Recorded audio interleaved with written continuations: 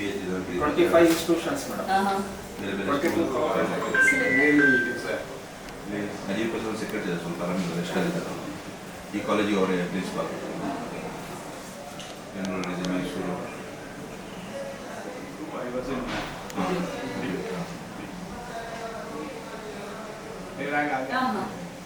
Post graduation ಮತ್ತು degree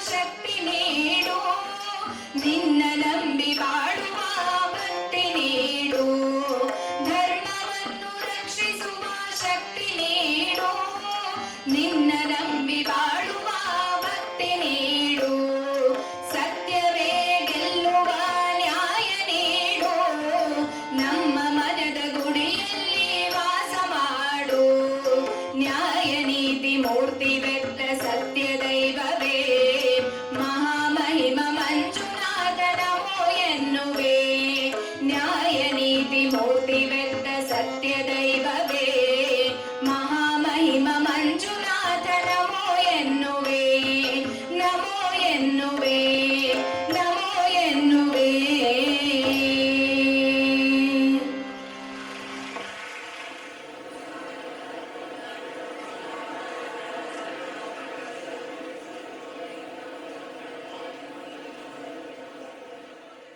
ಅನನ್ಯ ಕಡ್ಕೋಳ್, ಸರ್ವೇಶ್ ಪಾಟೀಲ್, ಶರಣ Basava, Vivekananda Patil, Sagar Kolar. Pooja Chavan got first place South Indian level debate competition held at Bangalore. Ananya Kadkod, she is also got first place in South India level.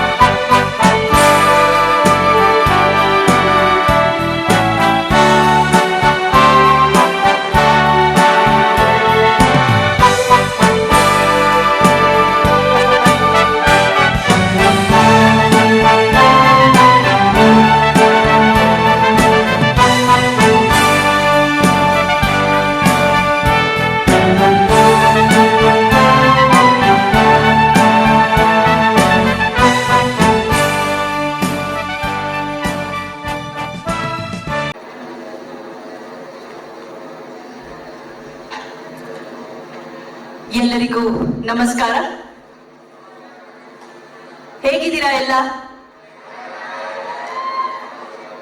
ಒಳಗೆ ಬರ್ತಾ ಇದ್ದ ಹಾಗೆ ನಿಮ್ಮೆಲ್ಲರ ಕಲರವ ಕೇಳಿದ ಕೂಡಲೇ ಅನಿಸ್ತು ಒಂದು ಜೀವಂತ ಸಭೆಗೆ ಬರ್ತಾ ಇದ್ದೇನೆ ಅಂತ. ಹೊರಗಡೆ ನಿನ್ನೆ ಧಾರವಾಡಕ್ಕೆ ಬಂದಾಗಿಂದ ಜಿಟಿ ಜಿಟಿ ಮಳೆ. ಈ ಮಳೆಯಲ್ಲಿ ಎಷ್ಟು ಜನ ಬರ್ತಾರಪ್ಪ ಕಾರ್ಯಕ್ರಮಕ್ಕೆ, ಉತ್ಸಾಹ ಹೇಗಿರುತ್ತೆ ನಮ್ಮ ಹುಡುಗರದು ಹುಡುಗಿಯರದು ಅಂತೆಲ್ಲ ಯೋಚನೆ ಮಾಡ್ತಾ ಇಲ್ಲಿ ತನಕ ಬಂದಾಗ ಕಾಲೇಜ್ ಕ್ಯಾಂಪಸ್ ನೋಡಿದ ಕೂಡಲೇ ತುಂಬಾ ಖುಷಿ ಆಗೋಯ್ತು. ಇದೇ ಒಂದು ಪ್ರಪಂಚ, ಇಂಥ ಒಂದು ಅದ್ಭುತವಾದ ಪ್ರಪಂಚದಲ್ಲಿ ಒಂದು ವಿದ್ಯಾರ್ಜನೆಯನ್ನ ಪಡಿತಾ ಇರುವಂತಹ ನೀವೆಲ್ಲರೂ ನಿಜಕ್ಕೂ ಕೂಡ ಉಪಕೃತರು. ನಿಜಕ್ಕೂ ಕೂಡ ನೀವೆಲ್ಲರೂ ಕೂಡ ಎಷ್ಟು ಅದೃಷ್ಟ ಮಾಡಿದ್ದೀರಿ ಅಂತ ಅನ್ಸಕ್ ಶುರುವಾಯ್ತು ಈ ಕಾಲೇಜ್ ಕ್ಯಾಂಪಸ್ ನೋಡಿದಾಗ. ಎಲ್ಲಕ್ಕಿಂತ ಹೆಚ್ಚಾಗಿ ನಿಮ್ಮ ಪ್ರಾಧ್ಯಾಪಕರು, ಈಗಲೂ ಕೂಡ PhD ಯನ್ನ ಪಡಿತಾ ಇರುವಂತಹ ಪ್ರಾಧ್ಯಾಪಕರು, ಈಗಲೂ ಕಲಿಕೆಯಲ್ಲಿ ತೊಡಗಿಸಿಕೊಂಡಿರುವಂತಹ ಪ್ರಾಧ್ಯಾಪಕರನ್ನ ನೋಡಿದಾಗ ಇಲ್ಲಿ ವಿದ್ಯಾರ್ಥಿಗಳಿಗೂ ಪ್ರಾಧ್ಯಾಪಕರಿಗೂ ಹೆಚ್ಚು ವ್ಯತ್ಯಾಸ ಇಲ್ಲ, ಎಲ್ಲರೂ ಕೂಡ ಜ್ಞಾನದಾಹಿಗಳೇ ಅನ್ಸೋಕೆ ಶುರುವಾಯ್ತು.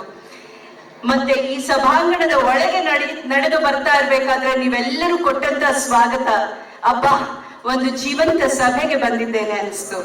ಇಂಥ ಅದ್ಭುತವಾದ ವಿದ್ಯಾಸಂಸ್ಥೆಯನ್ನ ಕಟ್ಕೊಟ್ಟಿರುವಂತಹ ಎಲ್ಲ ಮಹನೀಯರಿಗೂ ಕೂಡ ಒಂದು ಸಾಷ್ಟಾಂಗ ನಮಸ್ಕಾರಗಳನ್ನ ಹಾಕ್ತಾ ಇದ್ದೇನೆ.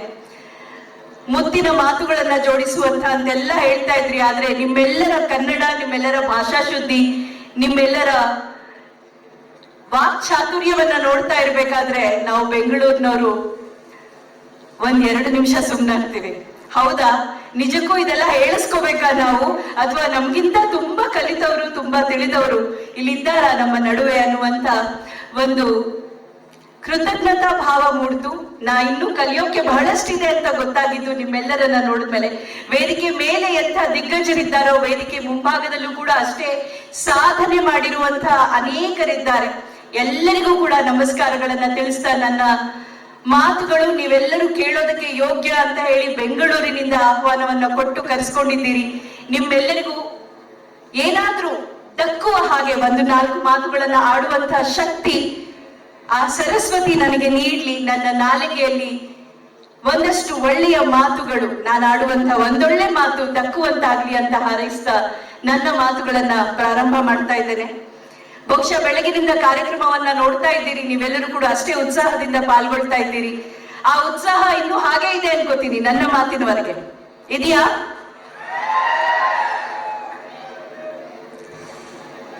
ವಾರ್ಷಿಕ ಸ್ನೇಹ ಸಮ್ಮೇಳನ ಜನತಾ ಶಿಕ್ಷಣ ಸಮಿತಿ ವಿದ್ಯಾಗಿರಿ ಧಾರವಾಡ 1944ರಲ್ಲಿ ಈ ಸಂಸ್ಥೆ ಪ್ರಾರಂಭವಾಯಿತು. RS ಹುಕ್ಕೇರಿ ಕರ್ಜಿ ಅವರಿಂದ ಸ್ವಾತಂತ್ರ್ಯ ಪೂರ್ವದಲ್ಲಿ ಸ್ಥಾಪಿತವಾದಂತಹ ಒಂದು ಸಂಸ್ಥೆ.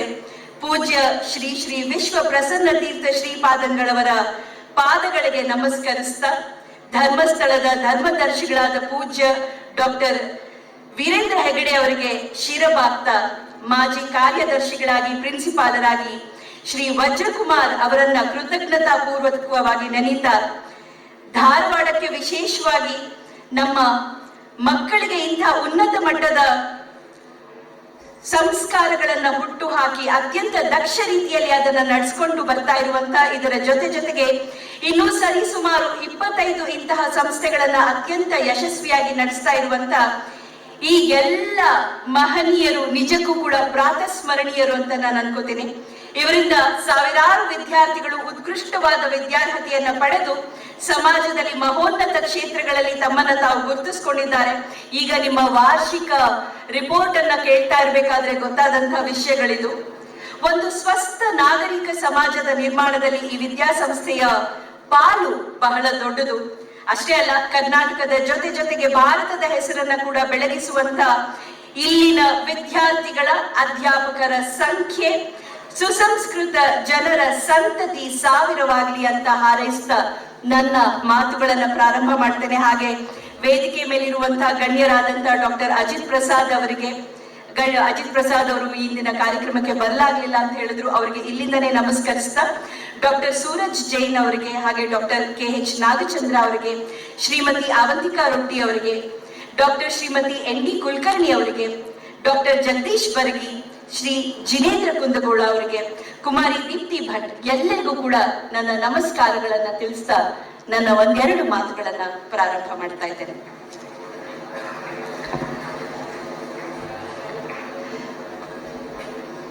ಭಾರತದ ಸಾಂಸ್ಕೃತಿಕ ಇತಿಹಾಸದಲ್ಲಿ ಧ್ರುವ ನಕ್ಷತ್ರದಂತೆ ಪ್ರಕಾಶಮಾನವಾಗಿರುವಂತಹ ಮಹಾಪುರುಷರಲ್ಲಿ ಅಹಂ ಬ್ರಹ್ಮಾಸ್ಮಿ ಅಂತ, ನಾನು ಪರಮಾತ್ಮನ ಒಂದು ಅಂಶ ಅಂತ ಸಾರಿದವರು ಶಂಕರಾಚಾರ್ಯರು. ಭಾರತದಲ್ಲಿ ಮಾತ್ರವಲ್ಲ, ಜಗತ್ತಿನ ತತ್ವಶಾಸ್ತ್ರದ ಇತಿಹಾಸದಲ್ಲಿ ಯಾವತ್ತಿಗೂ ಕೂಡ ಶಾಶ್ವತವಾಗಿ ಇರುವಂತದ್ದು ಶಂಕರಾಚಾರ್ಯರ ಹೆಸರು. ಶಂಕರಾಚಾರ್ಯರು ಭಗವದ್ಗೀತೆ, ಉಪನಿಷತ್ ಹಾಗೆ ಬ್ರಹ್ಮಸೂತ್ರ, ಗಾಯತ್ರಿ ಮಂತ್ರಗಳಿಗೆ ಭಾಷ್ಯವನ್ನ ಬರೆದಂಥ ಮೊದಲ ಆಚಾರ್ಯರು. ನೂರಾರು ದೇವರ ಸ್ತೋತ್ರಗಳು, ಲಲಿತಾ ಸಹಸ್ರನಾಮ, ವಿಷ್ಣು ಸಹಸ್ರನಾಮ, ಸೌಂದರ್ಯ ಲಹರಿ, ಹೀಗೆ ಅನೇಕ ಭಾಷ್ಯಗಳನ್ನ ನಮಗೆ ಬರೆದು ನಮ್ಮ ಸನಾತನ ಸಂಸ್ಕೃತಿಯನ್ನ ವಿಶ್ವ ಮಾನ್ಯ ಮಾಡಿದವರು ಶಂಕರಾಚಾರ್ಯರು. ಅವರಿಗೆ ನಮಸ್ಕರಿಸ್ತಾ, ಒಮ್ಮೆ ಶಂಕರಾಚಾರ್ಯರು ಅವರ ಶಿಷ್ಯರ ಜೊತೆ ಅಲಕಾ ನದಿ ದಂಡೆಯಲ್ಲಿ ಚಾರಣ ಹೋಗ್ತಾ ಇದ್ರಂತೆ, ಪ್ರಯಾಣ ಮಾಡ್ತಾ ಇದ್ರಂತೆ.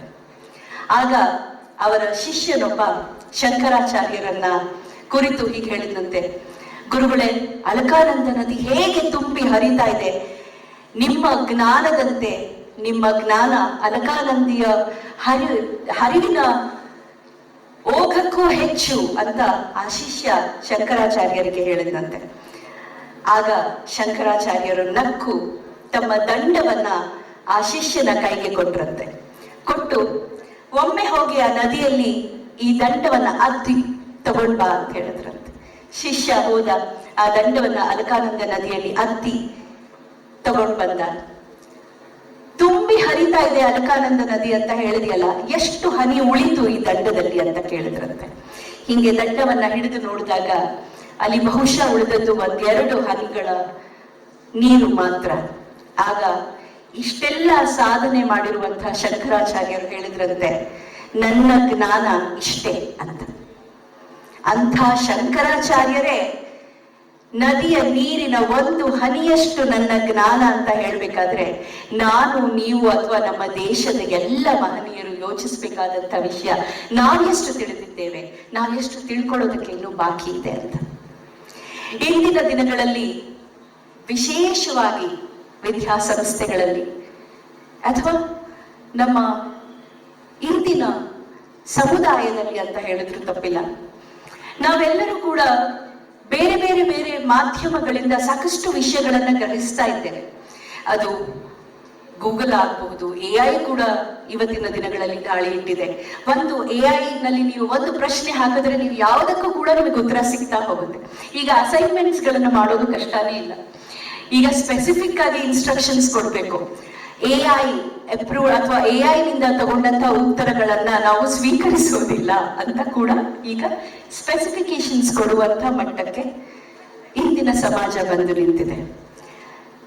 ಯಾವುದಕ್ಕೂ ಕಷ್ಟಪಡ್ಬೇಕಾಗಿಲ್ಲ, ಸುಲಭವಾಗಿ ಮಾಹಿತಿ ದಕ್ಕಿ ಬಿಡುತ್ತೆ ನಮ್ಗೆಲ್ಲ. ಈ ನಿಟ್ಟಿನಲ್ಲಿ ನಾವು ಹೆಚ್ಚು ಪ್ರಜ್ಞಾವಂತರೋ, ಬುದ್ಧಿವಂತರೋ ಅಥವಾ ಕಡಿಮೆ ಬುದ್ಧಿವಂತರೋ ನಾವೇ ಯೋಚನೆ ಮಾಡ್ಬೇಕಿರುವಂತ ಒಂದು ವಿಷಯ. ಅದೇನೇ ಇರಲಿ, ಒಂದಂತೂ ನಿಜ, ನಾವು ಎಷ್ಟೇ ತಿಳಿದುಕೊಂಡ್ರು, ಮಾಧ್ಯಮಗಳಿಂದ ಎಷ್ಟೇ ವಿಷಯಗಳನ್ನ ಗ್ರಹಿಸಿದ್ರು, ಗುರುವಿನ ಮುಖೇನ ಬಂದಂಥ ವಿದ್ಯೆಗೆ ಯಾವುದೂ ಸಮನಲ್ಲ. ಅದಕ್ಕೆ ಇಲ್ಲಿ ಕುಳಿತಿರುವಂತಹ ಎಲ್ಲ ಗುರುಗಳಿಗೆ ಒಂದು ಸಾಷ್ಟಾಂಗ ನಮಸ್ಕಾರವನ್ನ ಮಾಡ್ತಾ ಇದ್ದೇನೆ. ಯಾಕೆ ಗೊತ್ತಾ, ಗುರುವಿನ ಗುಲಾಮನಾಗುವ ತನಕ ದೊರೆಯ ದಂಡ ಮುಕುತಿ ಅಂತ ಅಂದಿನ ಕಾಲದಲ್ಲೇ ದಾಸರು ಹೇಳಿದ್ರು. ಗುರುಗಳು ಬರೀ ವಿದ್ಯೆಯನ್ನ ಮಾತ್ರ ಕೊಡೋದಿಲ್ಲ, ಅವರ ಜೀವನಾನುಭವವನ್ನ ಕೂಡ ನಮಗೆ ಧಾರೆ ಎರೆದು ಕೊಡ್ತಾರೆ. ಇದು ಯಾವ AI, ಯಾವ ಗೂಗಲ್ ಯಾವುದು ಕೂಡ ನಮಗೆ ಕೊಡೋದಕ್ಕೆ ಸಾಧ್ಯ ಇಲ್ಲ. ನೀವು ಕ್ವೆಶ್ಚನ್ ಹಾಕಿದ್ರೆ ಅದಕ್ಕೆ ಒಂದು ಮೆಕ್ಯಾನಿಕಲ್ ಆನ್ಸರ್ ನಿಮ್ಮ ಲ್ಯಾಪ್ಟಾಪ್ ನಲ್ಲೋ ಅಥವಾ ನಿಮ್ಮ ಮೊಬೈಲ್ ನಲ್ಲೋ ಸಿಗೋದಕ್ಕೆ ಸಾಧ್ಯ ಹೊರತು ಅವರ ಜೀವನಾನುಭವ, ಅವರು ಕಟ್ಟುನಿಟ್ಟಾಗಿ ನಮಗೆ ಉಗಿದು ಹೇಳೋರು ಉದ್ಧಾರ ಆಗೋದಕ್ಕೆ, ಹೊಗಳಿ ಹೇಳೋರು ಹಾಳಾಗೋದಕ್ಕೆ ಅನ್ನುವಂಥ ಒಂದು ಗಾದೆ ಇದೆ. ಗುರುಗಳು ಯಾರನ್ನಾದ್ರೂ ಬೈದು ಹೇಳ್ತಾ ಇದ್ದಾರೆ ಅಂದ್ರೆ ಅವ್ರಿಗೆ ಅವ್ರ ಬಗ್ಗೆ ಅಷ್ಟು ಪ್ರೀತಿ ಇದೆ ಅಂತ ಅರ್ಥ. ಉದ್ಧಾರ ಆಗೋದಕ್ಕೆ ಅವರು ಕಟ್ಟುನಿಟ್ಟಾಗಿ ಒಂದು ಶಿಸ್ತನ್ನ ಅಳವಡಿಸಿ ನಮಗೆ ಬುದ್ಧಿ ಹೇಳ್ತಾರೆ. ಆ ಸೂಕ್ಷ್ಮಗಳನ್ನ ಎಂದಿನವರೆಗೆ ನಾವು ಅರಿಯೋದಿಲ್ವೋ, ಶಂಕರಾಚಾರ್ಯರ ಆದಿಯಾಗಿ ಬೆಳೆದು ಬಂದಂತಹ ನಮ್ಮ ಸನಾತನ ಧರ್ಮ, ನಮ್ಮ ಇತಿಹಾಸ, ಇದ್ಯಾವುದನ್ನು ನಾವು ಅರ್ಥ ಮಾಡಿಕೊಂಡಿಲ್ಲ ಅಂತಾನೆ ಅರ್ಥ. ಈ ಮಾತುಗಳೊಂದಿಗೆ ನನ್ನ ಇಂದಿನ ಮಾತುಗಳಿಗೆ ಪಾದಾರ್ಪಣೆ ಮಾಡ್ತಾ ಇದ್ದೇನೆ. ನಾನು ಒಂದೊಳ್ಳೆ ಮಾತು ಅನ್ನುವಂಥ ಸಣ್ಣ ಅಂಕಣಗಳ ಮೂಲಕ ವಿಶ್ವವಾಣಿ ದಿನಪತ್ರಿಕೆಯಲ್ಲಿ ನನ್ನ ಅನಿಸಿಕೆಗಳನ್ನ ಹಂಚಿಕೊಳ್ಳೋದಕ್ಕೆ ಶುರು ಮಾಡಿದೆ. ಒಂದೊಳ್ಳೆ ಮಾತಿನಲ್ಲಿ ರಾಮಾಯಣ, ಮಹಾಭಾರತ, ಭಾಗವತ, ಪಂಚತಂತ್ರ ಇದರ ಚಿಕ್ಕ ಚಿಕ್ಕ ಕಥೆಗಳನ್ನ ಆರಿಸ್ಕೊಂಡು ಅದನ್ನು ಪ್ರಸ್ತುತ ದಿನಗಳಲ್ಲಿ ನಾವು ಹೇಗೆ ಅಳವಡಿಸಬಹುದು ಅಂತ, ಅಡ್ಯಾಪ್ಟಬಿಲಿಟಿ, ಅದ್ಯಾವುದು ಕೂಡ ಯಾವುದೋ ಕಾಲಕ್ಕೆ ಸೀಮಿತವಾದಂತಹ ಕೃತಿಗಳಲ್ಲ, ಇವತ್ತಿಗೂ ಕೂಡ ಪ್ರಸ್ತುತವಾದಂತಹ ಕೃತಿಗಳು ಅಂತ ಹೇಳುವಂತಹ ಪ್ರಯತ್ನವನ್ನ ನಾನು ಮಾಡ್ತಾ ಇದ್ದೇನೆ. ಇದರಲ್ಲೇ ನಮಗೆ ಸಿಗುವಂತ ಮತ್ತೊಂದು ಕಥೆ ಹದ್ದಿನ ರೂಪಾಂತರದ ಒಂದು ಸಂಘರ್ಷ. ಹದ್ದಿನ ಆಯಸ್ಸು ಎಷ್ಟು ಗೊತ್ತಾ ಯಾರಿಗಾದ್ರೂ? ಎಷ್ಟಿರಬಹುದು ಒಂದು ಹದ್ದಿನ ಆಯಸ್ಸು? ಗೂಗಲ್ ಓಪನ್ ಮಾಡಬೇಡಿ. 70 ವರ್ಷ. 70 ವರ್ಷ ಈ ಹದ್ದು ಬದುಕಬೇಕು ಅಂತಾದ್ರೆ ಅಕ್ಷರಶಃ ತನಗೆ ಅರ್ಧ ಆಯಸ್ಸಾದಾಗ ಸತ್ತು ಬದುಕಬೇಕು. ಇದ್ರ ಬಗ್ಗೆ ನಮ್ಮಲ್ಲಿ ಎಷ್ಟು ಜನರಿಗೆ ಗೊತ್ತಿದೆ? ಬಹುಶಃ ರಿಸರ್ಚ್ ಮಾಡಿರುವಂತ ಒಂದಷ್ಟು ಜನರಿಗೆ ಗೊತ್ತಿರಬಹುದಾದಂತ ವಿಷಯ. 40 ವರ್ಷ ವಯಸ್ಸಾದಾಗ ಈ ಹದ್ದಿನ ಕೊಕ್ಕು ಬಾಗೋದಕ್ಕೆ ಶುರುವಾಗತ್ತೆ, ಯದ್ವಾ ತದ್ವಾ ಬೆಳೆದು ಬಾಗೋದಕ್ಕೆ ಶುರುವಾಗತ್ತೆ. ಅದರ ಉಗುರುಗಳು ಸಿಕ್ಕಾಪಟ್ಟೆ ಬೆಳೆದು ಮುರುಟಿ ಹೋಗೋದಕ್ಕೆ ಶುರುವಾಗತ್ತೆ, ಎಲ್ಲ ತಿರ್ಕೊಳ್ಳೋಕ್ಕೆ ಶುರುವಾಗತ್ತೆ. ಎದೆಯ ಮೇಲಿನ, ಮೈ ಮೇಲಿನ ಗರಿಗಳೆಲ್ಲ ಸಿಕ್ಕಾಪಟ್ಟೆ ಬೆಳೆದು ಭಾರವಾಗೋದಕ್ಕೆ ಶುರುವಾಗುತ್ತೆ. ಒಂದು ಮರವನ್ನ ನೀವು ಸುಮ್ಮನೆ ಹಂಗೆ ಪ್ರೂನ್ ಮಾಡ್ದಲೆ, ಗಿಡವನ್ನ ಮರವನ್ನ ಬೆಳೆಯೋದಕ್ಕೆ ಬಿಟ್ರೆ ಅದು ಹೇಗೆ ಕಾಡಿನ ರೀತಿ ಬೆಳೆಯುತ್ತೋ, ಈ ಹದ್ದಿನ ರೆಕ್ಕೆಗಳು ಕೂಡ ಅದೇ ರೀತಿ ಬೆಳೆಯುತ್ತೆ. ಕೊನೆಗೆ ಅದರದ್ದೇ ಕೊಕ್ಕು, ಅದರದೇ ಉಗುರು ಮತ್ತೆ ಗರಿಗಳು ಆ ಹದ್ದಿಗೆ ಮಾರಕವಾಗುತ್ತೆ. ಅದು ಹಾರೋದಕ್ಕೆ ಸಾಧ್ಯ ಆಗೋದಿಲ್ಲ. ಆ ಮುರುಟಿ ಹೋದಂತಹ ಕೊಕ್ಕಿನಿಂದ ಯಾವುದೇ ಒಂದು ತನ್ನ ಬೇಟೆಯನ್ನ ಹಿಡಿಯೋದಕ್ಕೆ ಸಾಧ್ಯ ಇಲ್ಲ. ಇನ್ನು ಉಗುರುಗಳಂತೂ ಯಾವುದಕ್ಕೂ ಪ್ರಯೋಜನ ಇಲ್ಲ ಅನ್ನುವಂತ ಸ್ಥಿತಿಗೆ ಆ ಹದ್ದು ತಲುಪತ್ತೆ. ಆಗ ಆ ಹದ್ದಿಗಿರೋದು ಎರಡೇ ಒಂದು ಆಯ್ಕೆಗಳು. ಒಂದು, ಸಾವನ್ನ ಅಪ್ಪಿಕೊಳ್ಳೋದು, ಅಥವಾ ಸಾಯುವಂತ ನೋವನ್ನ ಸ್ವೀಕರಿಸ್ತಾ ಮತ್ತೆ ಬದುಕಿಗೆ ಮರಳುವುದು. ನಾವು ಕೂಡ ನಮ್ಮ ಜೀವನದಲ್ಲಿ ಅನೇಕ ಬಾರಿ ಇಂಥ ಪರಿಸ್ಥಿತಿಗಳಿಗೆ ಒಳಗಾಗಿರ್ತೇವೆ. ಯಾವುದೋ ಒಂದು ಉದಾಸೀನ, ಒಂದು ಕೇರ್ಲೆಸ್ನೆಸ್, ಅಂಕಗಳೆಲ್ಲ ಕಡಿಮೆ ಬರ್ತಾ ಇರುತ್ತೆ. ಅಂಕಗಳಿಂದ ಯಾರದೇ ಜೀವನ ನಿರ್ಧಾರ ಆಗುತ್ತೆ ಅಂತ ನಾನು ಹೇಳಲ್ಲ, ಆದ್ರೆ ಶಿಸ್ತಿಲ್ಲದೆ ಇದ್ದಾಗ ಬಹುಶಃ ಜೀವನದಲ್ಲಿ ಅಂತಹ ಪರಿಸ್ಥಿತಿಗಳನ್ನ ನಾವು ನಿಭಾಯಿಸ್ಬಿಡ್ತೇವೆ, ಎದುರಿಸ್ಬಿಡ್ತೇವೆ. ಯಾರು ಕೂಡ ನಮ್ಮನ್ನ ಸೀರಿಯಸ್ ಆಗಿ ತಗೊಳ್ಳೋದಿಲ್ಲ.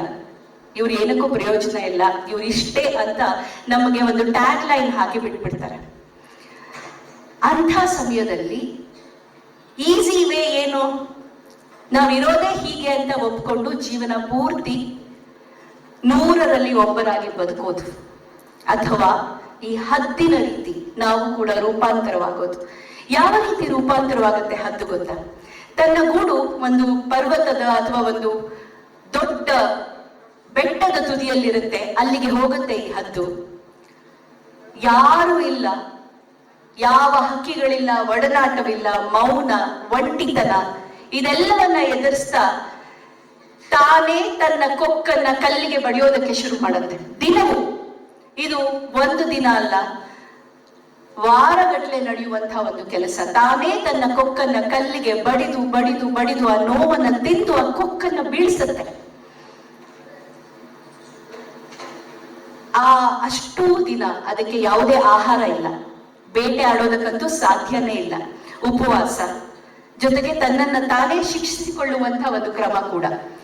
ಇದಾದ ನಂತರ ಅದರ ಒಂದು ಹೊಸ ಕೊಕ್ಕು ಮೂಡೋದಕ್ಕೆ ಶುರುವಾಗತ್ತೆ. ಅದು ಏನು ಒಂದೆರಡು ದಿನದ ಕೆಲಸ ಅಲ್ಲ, ಅದಕ್ಕೂ ತಿಂಗಳಾನ್ಗಟ್ಲೆ ಹಿಡಿಯತ್ತೆ. ಆ ಹೊಸ ಕೊಕ್ಕು ಮೂಡಿದ ಮೇಲೆ ತನ್ನ ಹೊಸ ಕೊಕ್ಕಿನಿಂದ ತನ್ನ ಉಗುರುಗಳನ್ನ ಕಿತ್ತಾಕೋದಕ್ಕೆ ಶುರು ಮಾಡುತ್ತೆ ಈ ಹದ್ದು. ಆ ಉಗುರುಗಳನ್ನೆಲ್ಲ ಕಿತ್ತು ಹಾಕಿದ ಮೇಲೆ ಹೊಸ ಉಗುರುಗಳು ಮೂಡೋದಕ್ಕೆ ಶುರುವಾಗತ್ತೆ.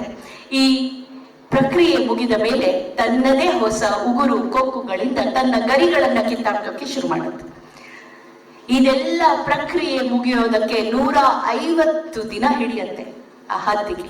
ಆ ಇಡೀ ಸಮಯದಲ್ಲಿ ಹದ್ದು ಒಂಟಿ, ಏಕಾಂತ, ಮೌನ, ತನ್ನನ್ನ ತಾನು ಮಾರ್ಪಾಡಿಸಿಕೊಳ್ಳುವಂತಹ ಒಂದು ಧ್ಯಾನಸ್ಥ ತಪಸ್ಸಿನ ಸ್ಥಿತಿ. ಇದೆಲ್ಲ ಆದ್ಮೇಲೆ ಹೊಸ ಕೊಕ್ಕು, ಹೊಸ ಉಗುರು, ಹೊಸ ಗರಿಗಳೊಂದಿಗೆ, ಹೊಸ ಚೈತನ್ಯದೊಂದಿಗೆ ಆ ಹದ್ದಿಗೆ ಸಿಗುವ ಆಯಸ್ಸು ಎಷ್ಟು ಗೊತ್ತಾ? 40 ವರ್ಷ, ಮಿನಿಮಮ್ 30 ವರ್ಷ. ತನಗೆ ತಾನೇ ಇನ್ನೊಂದು 30 ವರ್ಷ ಆಯಸ್ಸನ್ನ ಆ ಹದ್ದು ಕೊಟ್ಕೊಳ್ಳುತ್ತೆ. ಆದ್ರೆ ಅದಕ್ಕಿರುವಂತಹ ಪ್ರಕ್ರಿಯೆ ಮಾತ್ರ ಅತ್ಯಂತ ಯಾತನಾಮಯ. ನಾವು ಕೂಡ ಜೀವನದಲ್ಲಿ ಏನಾದ್ರೂ ಆಗಬೇಕು, ಬದಲಾಗಬೇಕು, ರೂಪಾಂತರಗೊಳ್ಳಬೇಕು ಅಂದ್ರೆ ಯಾವುದು ನಮಗೆ ಸುಲಭವಾಗಿ ಸಿಗುವಂತಹ ಮಾಧ್ಯಮವಲ್ಲ. ಇದು AI ನಲ್ಲಿ ಪ್ರಶ್ನೆ ಹಾಕಿ ಉತ್ತರ ತಗೊಂಡಷ್ಟು ಸುಲಭ ಅಲ್ಲ, ಅಥವಾ ಗೂಗಲ್ ನಲ್ಲಿ ಏನಾದ್ರೂ ಹುಡುಕಿದಷ್ಟು ಸುಲಭ ಅಲ್ಲ. ಯಾರೋ ಫ್ರೆಂಡ್ ಹೇಳ್ಕೊಟ್ಟ ಅಂತ ಆ ಪೇಪರ್ ನಿಸ್ಕೊಂಡು ನನ್ನ ಎಕ್ಸಾಮ್ ಕಂಪ್ಲೀಟ್ ಮಾಡಿದಷ್ಟು ಸುಲಭ ಅಲ್ಲ, ಅಥವಾ ಮತ್ತೊಬ್ಬ ಫ್ರೆಂಡ್ ನ ಅಸೈನ್ಮೆಂಟ್ ಅನ್ನ ಕಾಪಿ ಪೇಸ್ಟ್ ಮಾಡಿದಷ್ಟು ಸುಲಭ ಅಲ್ಲ. ಇದಕ್ಕೆ ನಿಜವಾದ ಪ್ರಯತ್ನ ಬೇಕು, ನಿಜವಾದ ರೂಪಾಂತರ ಬೇಕು. ಇಂತಹ ರೂಪಾಂತರಕ್ಕೆ ನಮ್ಮನ್ನ ನಾವು ಒಡ್ಡಿಕೊಂಡಾಗ ಮಾತ್ರ ಜೀವನದಲ್ಲಿ ನಾವು ಏನಾದ್ರೂ ಸಾಧಿಸೋದಕ್ಕೆ ಸಾಧ್ಯ ಆಗತ್ತೆ. ಒಂದು ನೆನಪಿರ್ಲಿ, ಅಕಸ್ಮಾತ್ ಎಲ್ಲಾದ್ರೂ ಸೋಲ್ತಾ ಇದ್ದೀವಿ ಜೀವನದಲ್ಲಿ ಅಂದ್ರೆ ಅದು ಖಂಡಿತ ಅದು ನಮ್ಮ ಕೊನೆಯಲ್ಲ, ಅದು ಒಂದು ಹಂತ ಮಾತ್ರ. ದಿಸ್ ಟೂ ಶಲ್ ಪಾಸ್ ಅನ್ನುವಂತ ಒಂದು ಮಾತಿದೆ ಇಂಗ್ಲಿಷ್ ನಲ್ಲಿ. ಒಳ್ಳೇದೇನು ಅಂದ್ರೆ ಸುದ್ದಿ ಯಾವುದು ಶಾಶ್ವತ ಅಲ್ಲ, ಕೆಟ್ಟದ್ದು ಕೂಡ ಅದೇ, ಯಾವುದು ಶಾಶ್ವತ ಅಲ್ಲ. ನೀವಿವತ್ತು ಗೆದ್ದು ಬೀಗ್ತಾ ಇದ್ದೀರಿ ಅಂತಾದ್ರೆ ಅದು ಶಾಶ್ವತ ಅಲ್ಲ, ಇವತ್ತು ಸೋತಿದ್ದೀರಿ ಅಂದ್ರೆ ಅದು ಶಾಶ್ವತ ಅಲ್ಲ. ನಿರಂತರವಾಗಿ ನಮ್ಮ ಕಡೆಯಿಂದ ಒಂದು ಪರಿಶ್ರಮ ಹರಿದು ಬರ್ತಾ ಇದ್ದಾಗ ಮಾತ್ರ ನಾವು ಜೀವನದಲ್ಲಿ ಏನನ್ನಾದ್ರೂ ಸಾಧಿಸೋದಕ್ಕೆ ಸಾಧ್ಯ. ಪರಿಶ್ರಮ ಅಂದ್ರೆ ಕನ್ಸಿಸ್ಟೆನ್ಸಿ ಅಂತ ನಾವು ಹೇಳ್ತೇವೆ. ಇದಕ್ಕೆ ಮತ್ತೊಂದು ಮಾತು ಕೂಡ ಹೇಳ್ತಾರೆ, consistency takes you to the places where motivation does not ಅಂತ. ಹುರುಪು ಇಟ್ಕೊಂಡು ಒಮ್ಮೆ ಗೆಲ್ಬಹುದು, ಎರಡನೇ ಬಾರಿ ಗೆಲ್ಬಹುದು, ಆದ್ರೆ ಯಾರು ಕನ್ಸಿಸ್ಟೆಂಟ್ ಆಗಿರ್ತಾರೋ, ದಿನವೂ ಕೂಡ ಒಂದು ಡಿಸಿಪ್ಲಿನ್ ಅನ್ನ ಅಳವಡಿಸ್ಕೊಂಡಿರ್ತಾರೋ ಅವರ ಜೀವನದಲ್ಲಿ, ಅವರು ನಿಧಾನವಾಗಿ ಆದ್ರೂ ಸರಿ ಜೀವನದಲ್ಲಿ ಗೆಲ್ತಾರೆ. ಈ ಕನ್ಸಿಸ್ಟೆನ್ಸಿಯನ್ನ ನಾವು ಕೂಡ ರೂಢಿಸ್ಕೊಳ್ಳೋಣ ಅಂತ ನಿಮಗೊಂದು ಕಿವಿ ಮಾತನ್ನ ಹೇಳ್ತಾ ಇದ್ದೀನಿ. ಯಾಕಂದ್ರೆ ನನ್ನನ್ನ ಜೀವನದಲ್ಲಿ ಇಂಥ ವೇದಿಕೆಯ ಮೇಲೆ ತಂದು ನಿಲ್ಲಿಸಿರೋದು ಇದೇ ಕನ್ಸಿಸ್ಟೆನ್ಸಿ. ಓದಿದ್ದು ಕ್ರೈಸ್ಟ್ ಕಾಲೇಜ್ನಲ್ಲಿ. ಬೆಂಗಳೂರಿನ ಕ್ರೈಸ್ಟ್ ಕಾಲೇಜ್ ಅಂದ್ರೆ ಅಲ್ಲೆಲ್ಲ ಆಂಗ್ಲ ಮಾಧ್ಯಮದವರು ಮತ್ತೆ ಹಿಂದಿ ಮಾಧ್ಯಮದವರು. ಅವರ ಮಧ್ಯೆ ನಮ್ಮನ್ನ ನಾವು ಗುರುತಿಸ್ಕೋಬೇಕು ಅಂದ್ರೆ ನಾವು ತುಂಬಾ ಇಂಗ್ಲಿಷ್ ಮತ್ತೆ ಹಿಂದಿ ಚೆನ್ನಾಗಿ ಮಾತಾಡಿದ್ರೆ ಅವರಲ್ಲಿ ಒಬ್ಬರಾಗ್ಬಿಡ್ತೀವಿ ಅನ್ನುವಂತ ಒಂದು ಭ್ರಮೆ ಕೂಡ ನಮಗಿರುತ್ತೆ. ಅಂದಿನ ಕಾಲದಲ್ಲಿ ಸಕ್ಕತ್ತಾಗಿ ಇಂಗ್ಲಿಷ್ ಮಾತಾಡ್ತಿದ್ದೆ, ಆಕ್ಸ್ಫರ್ಡ್ ಇಂಗ್ಲಿಷ್. ನನಗೆ ಖುಷಿ ಆಗ್ತಿತ್ತು ನನ್ನ ಆಕ್ಸೆಂಟ್ ಕೇಳಿಸ್ಕೊಂಡು. ನಾನೇ ನನ್ನ ಇಂಗ್ಲಿಷ್ ಕೇಳಿಸ್ಕೊತಾ ಇದ್ದೆ, ನಾನು ಇವಾಗ ತುಂಬಾ ಚೆನ್ನಾಗಿ ಮಾತಾಡ್ತೀನಿ ಅಂತ. ಒಳಗೇನಿತ್ತು ತಲೆಯಲ್ಲಿ ಆ ವಿಷಯ ಬೇರೆ, ಆದ್ರೆ ಇಂಗ್ಲಿಷ್ ಚೆನ್ನಾಗಿ ಮಾತಾಡ್ತೀನಿ ಅನ್ನೋ ಒಂದು ಹುರುಪು ನನಗೆ. ಹಿಂದಿ ಅದು ಕೂಡ ತುಂಬಾ ಚೆನ್ನಾಗಿ ಬರುತ್ತೆ. ಈಗಿನ ಬಾಲಿವುಡ್ ಮೂವಿಗಳನ್ನ ನೋಡ್ತಾ ನೋಡ್ತಾ ನಾವು ಹಿಂದಿ ಕೂಡ ತುಂಬಾ ಚೆನ್ನಾಗಿ ಕಲ್ತ್ಬಿಟ್ಟಿರ್ತೇವೆ, ಸರಾಗವಾಗಿ ಮಾತಾಡುವಷ್ಟು ಹಿಂದಿ. ಆಯ್ತು, ನಾನು ಗೆದ್ದೆ, ಇನ್ನು ಜೀವನದಲ್ಲಿ ನನ್ನನ್ನು ಯಾರು ತಡೆಯೋರಿಲ್ಲ ಅಂತಾನೆ ನಾನು ಅನ್ಕೊಂಡಿದ್ದು. ಒಂದು ಇದರಲ್ಲಿ ಕೆಲಸ ಸಿಕ್ತು, ಅರೇನಾ ಮಲ್ಟಿಮೀಡಿಯಾ ಅಂತ. I arrived. ನನಗೆ ಇನ್ನೇನು, ನಾನು ಈ ಜೀವನ ಪೂರ್ತಿ ಕೆಲಸ ಮಾಡ್ಕೊಂಡಿರ್ತೇನೆ, ಜೊತೆಗೆ ಸೇಲ್ಸ್ ನಲ್ಲಿ ಕೆಲಸ, ಒಳ್ಳೆ ಟಾರ್ಗೆಟ್ಸ್ ಮೀಟ್ ಮಾಡ್ತಾ ಇದ್ದೆ, ಮುಗೀತು, ನಾನು ಗೆದ್ದೆ ಅನ್ನುವಂತ ಒಂದು ಮನೋಭಾವ ನನ್ನಲ್ಲಿತ್ತು. ಮದುವೆ, ಮತ್ತೊಂದು ಮಗು, ಅದಾದ್ಮೇಲೆ 9 to 6 ಕೆಲಸ ಮಾಡೋದಕ್ಕೆ ಸಾಧ್ಯ ಇಲ್ಲ ಅಂತ ಆದಾಗ ಫ್ರೀಲಾನ್ಸಿಂಗ್ ಕೆಲಸ ಮಾಡೋದಾದ್ರೆ ನನಗೆ ಈ ಮಲ್ಟಿಮೀಡಿಯಾ ಕೆಲಸ ಬಿಟ್ರೆ ಇನ್ನೇನ್ ಬರುತ್ತೆ ಅಂತ ನಾನು ಯೋಚನೆ ಮಾಡೋಕ್ ಶುರು ಮಾಡಿದಾಗ ಈ ಆಕ್ಸೆಂಟ್ ಇರುವಂತಹ ಇಂಗ್ಲಿಷು ಅಥವಾ ಹಿಂದಿ ನನಗೆ ಯಾವ ಕೆಲಸಕ್ಕೂ ಬರಲಿಲ್ಲ. ಇದರಿಂದ ನನಗೆ ಏನೋ ಸಮಾಜದಲ್ಲಿ ದಕ್ಕದಿರುವಂತಹ ಒಂದು ಪರಿಸ್ಥಿತಿ. ನನಗೇನ್ ಗೊತ್ತು, ಈಗ ಮಾಡ್ತಾ ಇರೋ ಕೆಲಸ ಬಿಟ್ಟು ನನ್ನನ್ನ ನಾನು ಪ್ರಮೋಟ್ ಮಾಡ್ಕೋಬೇಕು ಮಾರ್ಕೆಟ್ ನಲ್ಲಿ ಅಂದ್ರೆ ನನಗೇನ್ ಗೊತ್ತು ಅಂತ ನಾನು ಯೋಚನೆ ಮಾಡಿದಾಗ ಮತ್ತೆ ಶೂನ್ಯಕ್ಕೆ ಬಂದು ನಿಂತಿದ್ದೆ. ಆಗ ಕೈ ಹಿಡಿದದ್ದು ನನ್ನ ಮಾತೃಭಾಷೆ ಕನ್ನಡ. ಕೆಲಸ ಬಿಟ್ಟು ಮನೇಲಿದ್ದೆ 2 ವರ್ಷ, ಮಗುವಿನ ಆರೈಕೆ, ಜೊತೆಗೆ ಆ ಸಬ್ಯಾಟಿಕಲ್ ತಗೊಂಡಾಗ ಎಲ್ಲ ಹೆಣ್ಣು ಮಕ್ಕಳಲ್ಲೂ ಒಂದು ರೀತಿಯ ಅನ್ಸರ್ಟನಿಟಿ ಇರುತ್ತೆ. ನಾನು ವಾಪಸ್ ಹೋಗ್ತೀನಾ ಪ್ರಪಂಚಕ್ಕೆ, ನಾನು ಇನ್ನೇನಾದ್ರೂ ಮಾಡೋದಕ್ಕೆ ಸಾಧ್ಯನಾ, ಎಲ್ಲಿ ಫಿಟ್ ಆಗ್ತೀನಿ ನಾನು ಅನ್ನುವಂಥ ಇದು ಬಹುಶಃ ಒಂದು ಬ್ರೇಕ್ ತಗೊಂಡಂತ ಗಂಡು ಮಕ್ಕಳಲ್ಲೂ ಇರಬಹುದು. ಗಂಡು ಮಕ್ಕಳಿಗೆ ಜಾಸ್ತಿ ಇರೋದು ಮೊದಲನೇ ಕೆಲಸ ಸಿಗ್ದಲೇ ಇದ್ದಾಗ, ಫಸ್ಟ್ ಜಾಬ್ ಬ್ರೇಕ್ ಇರ್ತಲ್ಲ, ಕ್ಯಾಂಪಸ್ ಅಲ್ಲಿ ಬೇರೆಯವ್ರಿಗೆಲ್ಲ ಕೆಲಸ ಸಿಕ್ಬಿಡ್ತು, ನಮ್ಗೆ ಇನ್ನೂ ಸಿಗ್ತಾ ಇಲ್ಲ ಅನ್ನುವಂತ ಆ ಪ್ರೆಷರ್ ಬಿಲ್ಡಪ್ ಆಗ್ತಾ ಹೋಗುತ್ತಲ್ಲ, ಆ ಆತಂಕ ಅವ್ರ ತಂದೆ ತಾಯಿಗೂ ಹೇಳ್ಕೊಳ್ಳೋದಕ್ಕೆ ಸಾಧ್ಯ ಇಲ್ಲ. ಅದನ್ನ ಬರೀ ಮೌನವಾಗಿ ಅನುಭವಿಸ್ಬೇಕು. ಕಂಗ್ರಾಚುಲೇಟ್ ಮಾಡ್ತಾ ಇರ್ತಾರೆ ಫ್ರೆಂಡ್ಸ್ ಅನ್ನ, ಕಂಗ್ರಾಚುಲೇಟ್ಸ್ ಮಗ ನಿಂಗೆ ಸಿಕ್ತು, ತುಂಬಾ ಖುಷಿ ಆಯ್ತು ಎಲ್ಲ. ಆದ್ರೆ ಒಳಗಡೆ ಮಾತ್ರ ಪುಕ ಪುಕ ಪುಕ, ನನ್ ಟರ್ನ್ ಯಾವಾಗ ಬರತ್, ನಾನು ಎಲ್ಲಿ, ನಾನು ಏನು ನೆಕ್ಸ್ಟ್. ಇದನ್ನ ಬಹುಶಃ ನಿಮ್ಮಲ್ಲಿ ಅನೇಕರಿಗಾಗ್ಲೇ ಆ ಪುಕ ಪುಕ ಶುರುವಾಗಿರುತ್ತೆ ನಿಮ್ಮೊಳಗೆ. ನಿಮ್ಮ ನಗು ನೋಡ್ತಿದ್ರೆ ಗೊತ್ತಾಗ್ತಿದೆ, ಆ ಸೀರಿಯಸ್ನೆಸ್ ಬಂದ್ಬಿಟ್ಟಿರುತ್ತೆ ನಮ್ಗೆ ಲೈಫಲ್ಲಿ. ಅಂತಿದ್ದಾಗ ನನಗೆ ಗೊತ್ತಾಗಿದ್ದು, ಬಾಲ್ಯದಿಂದ ನನ್ನನ್ನ ಓದುವಿಕೆಯಲ್ಲಿ ತೊಡಗಿಸಿದಂತ ನನ್ನ ತಂದೆ ಇಲ್ಲೇ ಕೂತಿದ್ದಾರೆ, ಗುರುರಾಜ್ ಅವರು. ದಿನವೂ ಕೂಡ ನ್ಯೂಸ್ ಪೇಪರ್ ಕೊಟ್ಬಿಟ್ಟು ಹೆಡ್ಲೈನ್ಸ್ ಓದು ಅಂತ ಕೊಡ್ತಾ ಇದ್ರು.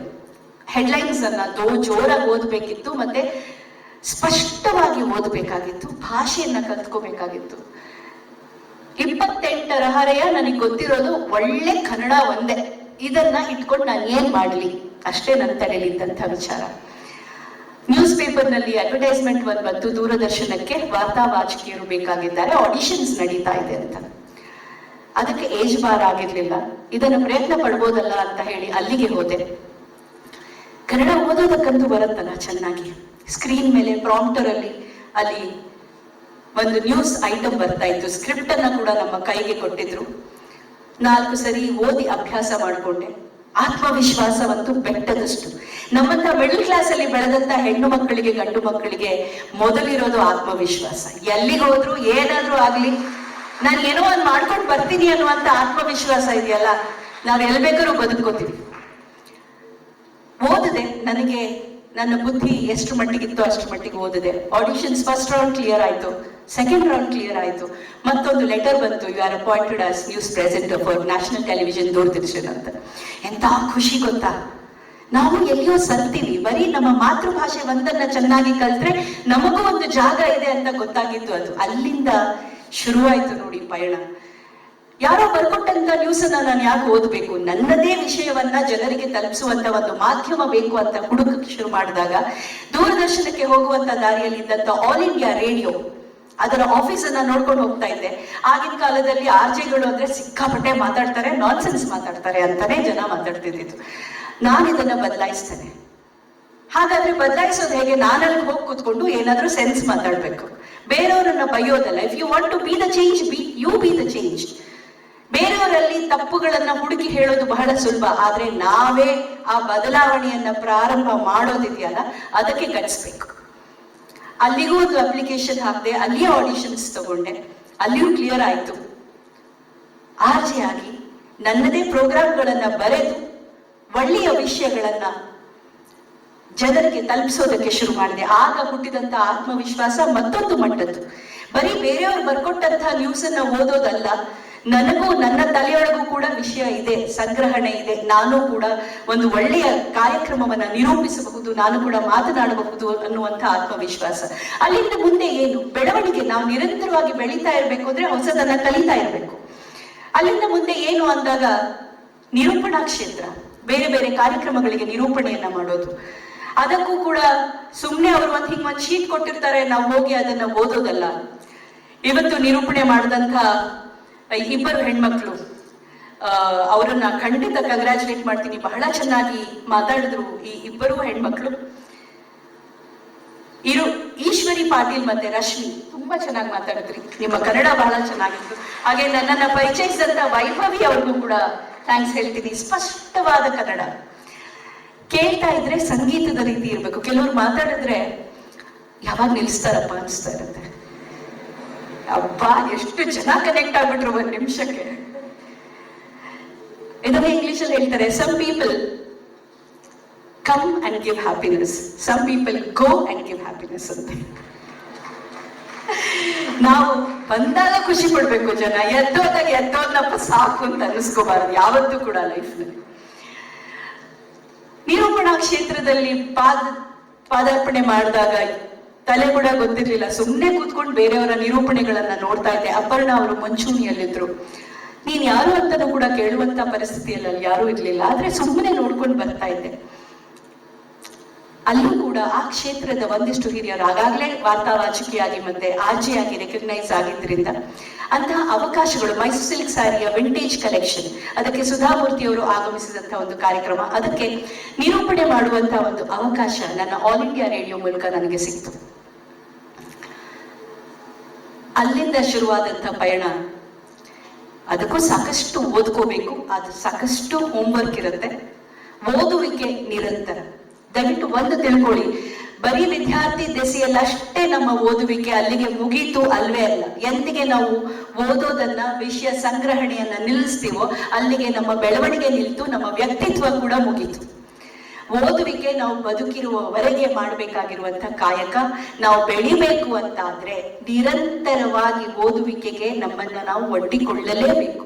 ಹೋದ ವರ್ಷದ ನನಗೂ ಈ ವರ್ಷದ ನನಗೂ ಎಷ್ಟು ವ್ಯತ್ಯಾಸ ಇದೆ ಅಂತ ನನಗೆ ಅರ್ಥ ಆಗ್ಬೇಕು. ಅಷ್ಟು ನಾವು ಮಾಗುತ್ತಾ ಹೋದಾಗ ಮಾತ್ರ ಬದುಕಿನಲ್ಲಿ ನಾವು ಮೇಲ್ ಬರೋದಕ್ಕೆ ಸಾಧ್ಯ.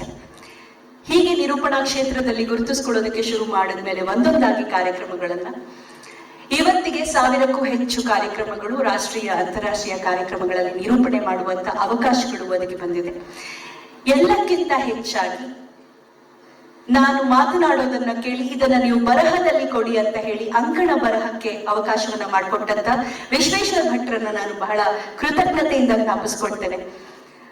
ಆ ಅಂಕಣಗಳು 1500 ಆಗಿದೆ ಇವತ್ತಿಗೆ. ಅದರ 3 ಪುಸ್ತಕಗಳು ಬಿಡುಗಡೆಯಾಗಿ ಇದೇ ಜುಲೈಗೆ 4ನೇ ಪುಸ್ತಕ ಒಂದೊಳ್ಳೆ ಮಾತು ಕೂಡ ಬಿಡುಗಡೆ ಆಗ್ತಿದೆ. ಇದು ಅನೇಕ ಜನರನ್ನ ತಲುಪ್ತಾ ಇದೆ. ಇದೆಲ್ಲ ಶುರುವಾಗಿದ್ದು ಮಾತೃಭಾಷೆಯಿಂದ, ನನ್ನ ಭಾಷೆಯನ್ನ ನಾನು ಚೆನ್ನಾಗಿ ಮಾತಾಡೋದ್ರಿಂದ. ಬಾಟಮ್ ಲೈನ್ ಅಂತೆ, ನೀವು ಕನ್ನಡ ಮಾತಾಡ್ತೀರಾ, ಇಂಗ್ಲಿಷ್ ಮಾತಾಡ್ತೀರಾ, ಹಿಂದಿ ಮಾತಾಡ್ತೀರಾ, ಯಾವುದೇ ಮಾತೃಭಾಷೆ ಅದನ್ನ ಅಚ್ಚುಕಟ್ಟಾಗಿ ಮಾತಾಡಿ. ಕಲೋಕ್ಯಲ್ ಅಂತ ಹೇಳ್ತಾರಲ್ಲ, ಕಂಗ್ಲೀಷ್ ಅಂತ ಹೇಳ್ತಾರಲ್ಲ, ಬೇಡ. ಅದು ಫ್ರೆಂಡ್ಸ್ ಮಧ್ಯೆ ಮಾತ್ರ ಗಿಟ್ಟತ್ತೆ, ಹೊರಗಡೆ ಗಿಟ್ಟೋದಿಲ್ಲ. ನಮ್ಮ ಭಾಷೆಯಿಂದನೇ ನಮ್ಮ ವ್ಯಕ್ತಿತ್ವವನ್ನ ಅಳಿಯುವಂತ ಒಂದು ಸಮಾಜ ಹೊರಗಡೆ ಇದೆ. Good manners never gets outdated. ಒಳ್ಳೆಯ ಆಟಿಟ್ಯೂಡ್ ಇಟ್ಕೋಬೇಕು. ಏನು ಕೆಲಸ ಬಂದ್ರೂ ಮಾಡ್ತೀನಿ ಅನ್ನುವಂತ ಹುಮ್ಮಸ್ಸು ನಮ್ಮಲ್ಲಿರ್ಬೇಕು. ಬದುಕಿಗೆ ದಯವಿಟ್ಟು ಕಂಡೀಷನ್ಸ್ ಹಾಕ್ಬೇಡಿ. ನನಗೆ ಇದೇ ಕೆಲಸ ಬೇಕು, ನನ್ನ ಫಸ್ಟ್ ಕೆಲಸ ಇದೇ ಆಗಿದ್ರೆ ಮಾತ್ರ ನಾನು ಬ್ರೇಕ್ ತಗೋತೀನಿ, ಇಲ್ಲಾಂದ್ರೆ ನಾನು ಬೇರೆ ಏನಾದ್ರೂ ಮಾಡ್ತಾ ಇರ್ತೀನಿ ಅನ್ನುವಂತ ಮನಸ್ಥಿತಿ ಅನೇಕ ವಿದ್ಯಾರ್ಥಿಗಳಲ್ಲಿ ನಾವು ನೋಡ್ತೇವೆ. ಆದ್ರೆ ಈ ತರ ಕಂಡೀಷನ್ಸ್ ನ ಬದುಕಿಗೆ ನಾವು ಹಾಕೋದಕ್ಕೆ ಸಾಧ್ಯ ಇಲ್ಲ. ಬದುಕಿನಲ್ಲಿ ಯಾವುದು ಸಿಕ್ಕಿದ್ರೂ ತಗೊಂಡು ಮಾಡ್ತಾ ಇರುವಂತ ಒಂದು ಕ್ರಿಯಾಶೀಲತೆ ನಮಗಿದ್ದಾಗ ಮಾತ್ರ ಆ ಅನುಭವಗಳಿದೆಯಲ್ಲ, ಅನುಭವಗಳಿಗೆ ಬಹಳ ಮಹತ್ವ ಇದೆ. ನಾವು ಮಾಡಿದ ಯಾವುದು ವೇಸ್ಟ್ ಅಲ್ಲ ನಮ್ಮ ಲೈಫಲ್ಲಿ. ನಾನು ಪ್ರಾರಂಭದಲ್ಲಿ 1 ಗಂಟೆಗೆ ಇಂಗ್ಲಿಷ್ ಅನ್ನ ಹೇಳ್ಕೊಡಕ್ ಹೋಗ್ತಾ ಇದ್ದೆ. 1 ಗಂಟೆಗೆ 100 ರೂಪಾಯಿ ಕೊಡ್ತಾ ಇದ್ರು ಅವರು. ಪ್ರಕೃತಿ ವನವಾಸಿ ಅಂತ ಜಯನಗರದಲ್ಲಿ 1 ಗಂಟೆ ಇಂಗ್ಲಿಷ್ ಹೇಳ್ಕೊಟ್ರೆ 100 ರೂಪಾಯಿ ಸಂಭಾವನೆಯನ್ನ ಕೊಡ್ತಾ ಇದ್ರು. ತುಂಬಾ ಖುಷಿಯಿಂದ ಹೋಗಿ ನನ್ನ ಕೆಲಸವನ್ನ ಮಾಡ್ತಾ ಇದ್ದೆ. ಅದು ಕೂಡ ಇವತ್ತಿಗೂ ನನಗೆ ಸಹಾಯಕ್ಕೆ ಬಂದಿದೆ. ನನ್ನ ಇಂಗ್ಲಿಷ್ ಟು ಕನ್ನಡ ಟ್ರಾನ್ಸ್ಲೇಷನ್ ಮಾಡ್ತೇನೆ, ಅಥವಾ ಕನ್ನಡ ಟು ಇಂಗ್ಲಿಷ್ ಪುಸ್ತಕಗಳ ಟ್ರಾನ್ಸ್ಲೇಷನ್ ಗಳನ್ನ ಇವತ್ತು ನಾನು ಮಾಡ್ತಾ ಇದ್ದೇನೆ. ಬರೀ ಕನ್ನಡ ಒಂದು ಮಾತೃಭಾಷೆಯನ್ನ ನೆಚ್ಕೊಂಡು ನಾನು ಮಾಡ್ತಾ ಇರುವಂತ ಕೆಲಸಗಳು ಎಷ್ಟು ಗೊತ್ತಾ? ಟ್ರಾನ್ಸ್ಲೇಷನ್ಗಳು, ವಾಯ್ಸ್ ಓವರ್ಗಳು, ವಾಯ್ಸ್ ಡಬ್ಬಿಂಗ್, ಮೂವಿಗಳಿಗೆ ಮತ್ತೆ ಸೀರಿಯಲ್ಗಳಿಗೆ ವಾಯ್ಸ್ ಡಬ್ಬಿಂಗ್, ನಿರೂಪಣಾ ಕ್ಷೇತ್ರ, ನ್ಯೂಸ್ ಪೇಪರ್ನಲ್ಲಿ ಅಂಕಣ ಬರೆಯೋದು, ಪುಸ್ತಕಗಳಾಗೋದು, ನ್ಯೂಸ್ ಓದೋದು, ಆರ್ಜೆಯಿಂಗ್ ಕೆಲಸ, ಆಮೇಲೆ ಎಜುಕೇಶನಲ್ ವಿಡಿಯೋಸ್. ಈಗ ಎಲ್ಲ ಕಾಂಪಿಟೇಟಿವ್ ಎಕ್ಸಾಮ್ಸ್ಗೆ ಎಜುಕೇಶನಲ್ ವಿಡಿಯೋಸ್ ಮಾಡ್ತಾ ಇದ್ದಾರೆ, ಅದಕ್ಕೆ ನ್ಯೂಸ್. ಸರಿ ಸುಮಾರು ಫ್ರೀಲ್ಯಾನ್ಸಿಂಗ್ ಅಲ್ಲಿ 9 ಕೆಲಸಗಳನ್ನ ಮಾಡೋದಕ್ಕೆ ಒಬ್ಬರಿಗೆ ಸಾಧ್ಯ ಆಗ್ತಾ ಇದೆ. ಅದು ಮಾತೃಭಾಷೆ ಮಾತ್ರದಿಂದ. ಇನ್ನು ಒಳ್ಳೆ ವಿದ್ಯೆ ತಗೊಂಡು ಅದರಲ್ಲಿ ಒಳ್ಳೆ ಶ್ರದ್ಧೆ ಇಟ್ಕೊಂಡ್ರೆ ನಾವು ಏನ್ ಮಾಡಕ್ಕಾಗಲ್ಲ ಹೇಳಿ, ಅಲ್ವಾ? ಇದ್ದೀರಾ ಎಲ್ಲ ನನ್ನ ಜೊತೆಗೆ? ಇಷ್ಟೊಂದು ಮೌನ. ಇವತ್ತೇನಾಗಿದ್ದೇವೆ ನಾವೆಲ್ಲ ಅಂದ್ರೆ, ಒಂದಿಷ್ಟು ಯೂಟ್ಯೂಬ್ನಲ್ಲಿ, ಗೂಗಲ್ನಲ್ಲಿ, ಎಲ್ಲದರಲ್ಲೂ ಒಂದಿಷ್ಟು ಅಗಾಧವಾದ ಜ್ಞಾನ ಸಿಗ್ತಾ ಇದೆ. ಈ ಫೀಲ್ಡ್ ಹಂಗೆ, ಆ ಫೀಲ್ಡ್ ಹಿಂಗೆ ಅಂತ ಕೂತ್ ಕಡೆಯಿಂದ ನಾವು ಕಮೆಂಟ್ ಮಾಡ್ತಾ ಇದ್ದೀವಿ. ಆ ಫೀಲ್ಡ್ ನಲ್ಲಿ ಕೆಲಸ ಮಾಡಿದವ್ರಿಗೆ ಮಾತ್ರ ಅದು ಹೇಗೆ ಅಂತ ಗೊತ್ತಿರುತ್ತೆ. ನಾವು ಅದನ್ನ ಗೂಗಲ್ ನಲ್ಲಿ, ರಿವ್ಯೂಸ್ ನಲ್ಲಿ, ರೇಟಿಂಗ್ಸ್ ನಲ್ಲಿ, 3 ಸ್ಟಾರ್ 5 ಸ್ಟಾರ್ಗಳಲ್ಲಿ ಖಂಡಿತ ತಿಳ್ಕೊಳ್ಳೋದಕ್ಕೆ ಸಾಧ್ಯ ಇಲ್ಲ. ಒಬ್ಬ ಝೆನ್ ಗುರು ಇರ್ತಾನೆ, ಅವನಿಗೊಬ್ಬ ಶಿಷ್ಯ.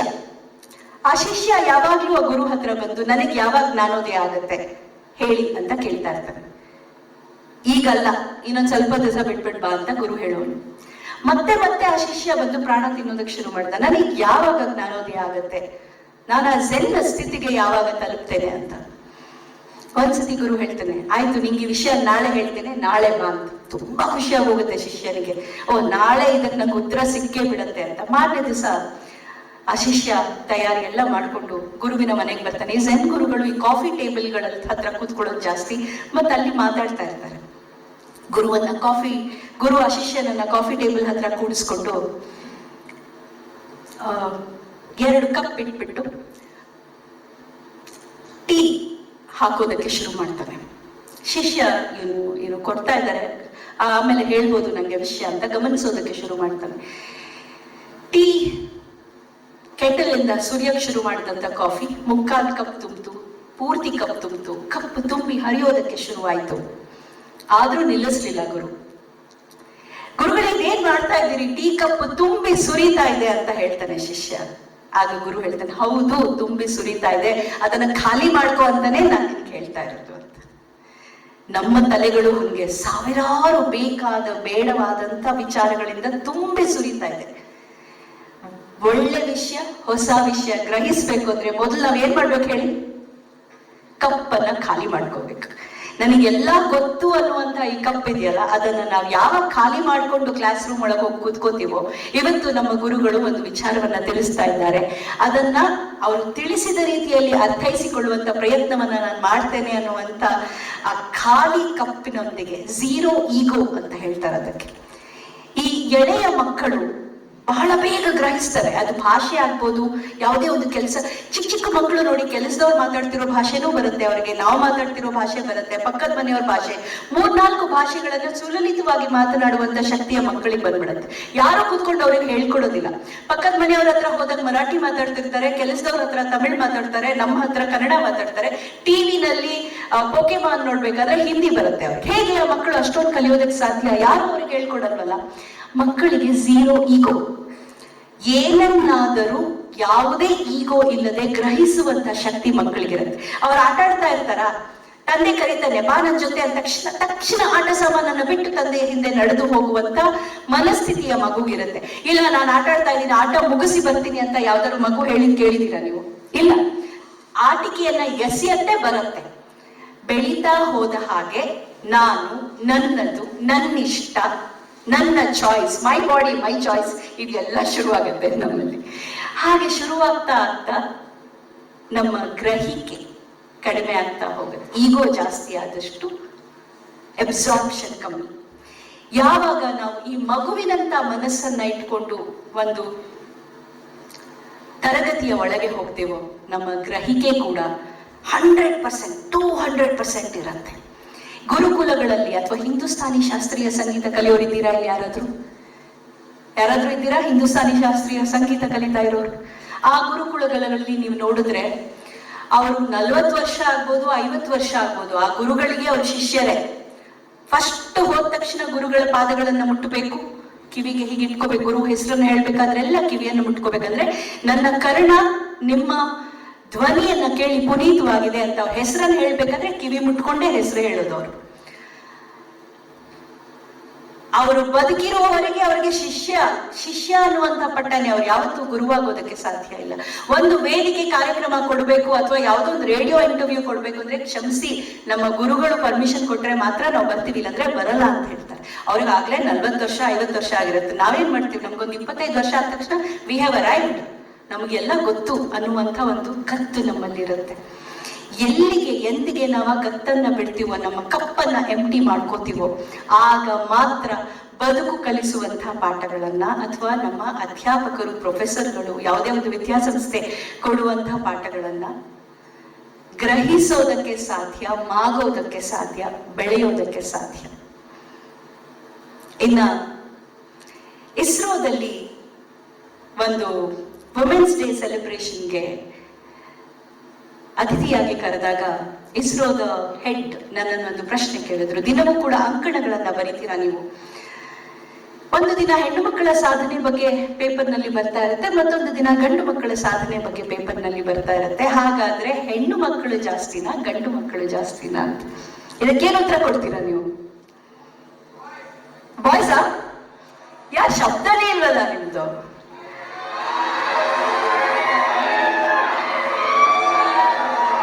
ಏನ್ ಗೊತ್ತಾ, ಇದಕ್ಕೊಂದು ಪುಟ್ಟ ಕಥೆ ಇದೆ, ಪುರಾಣದ ಕಥೆ. ಬೋರ್ ಆಗಲ್ಲ, ಕೇಳಿಸ್ಕೊಳ್ಳು. ಕುರುಕ್ಷೇತ್ರ ಯುದ್ಧ ಮುಗಿದಿತ್ತು. ಆ ಯುದ್ಧ ಭೂಮಿಯಲ್ಲಿ ಸಾವಿರಾರು ಹೆಣಗಳನ್ನ ಸುಡ್ತಾ ಇದ್ರು. ಶ್ರೀಕೃಷ್ಣ ಅಲ್ಲಿ ಎಲ್ಲರಿಗೂ ಗಂಗೋದಕವನ್ನ ಕೊಡೋದಕ್ಕೆ ನಡ್ಕೊಂಡು ಹೋಗ್ತಾ ಇದ್ದ. ದೂರದಲ್ಲಿ ಒಬ್ಬ ಹೆಣ್ಣು ಮಗಳು ಕಾಣಿಸಿದ್ಲು, ಚಂದದ ಹೆಣ್ಣು ಮಗಳು. ಆ ಧೂಳಿನ ವಾತಾವರಣದಲ್ಲೂ ಕೂಡ ಅತ್ಯಂತ ರೂಪಸಿ ಚಂದದ ಹೆಣ್ಣು ಮಗಳು ಅಂತ ಗೊತ್ತಾಗ್ತಿತ್ತು. ಯಾರಿರಬಹುದು?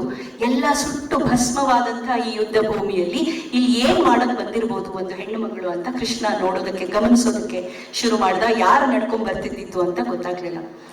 ಸ್ವಲ್ಪ ಹತ್ರ ಬಂದಾಗ ಗೊತ್ತಾಯ್ತು, ಅದು ದುರ್ಯೋಧನನ ಪತ್ನಿ ಭಾನುಮತಿ ಅಂತ. ದುರ್ಯೋಧನನ ಪತ್ನಿ ಭಾನುಮತಿ ಬಹಳ ರೂಪವಂತೆ, ಬಹಳ ಪ್ರಜ್ಞಾವಂತೆ, ಜಾಣೆ ಅಂತ ಕೂಡ ಕರೆಸ್ಕೊಂಡಿದ್ಲು.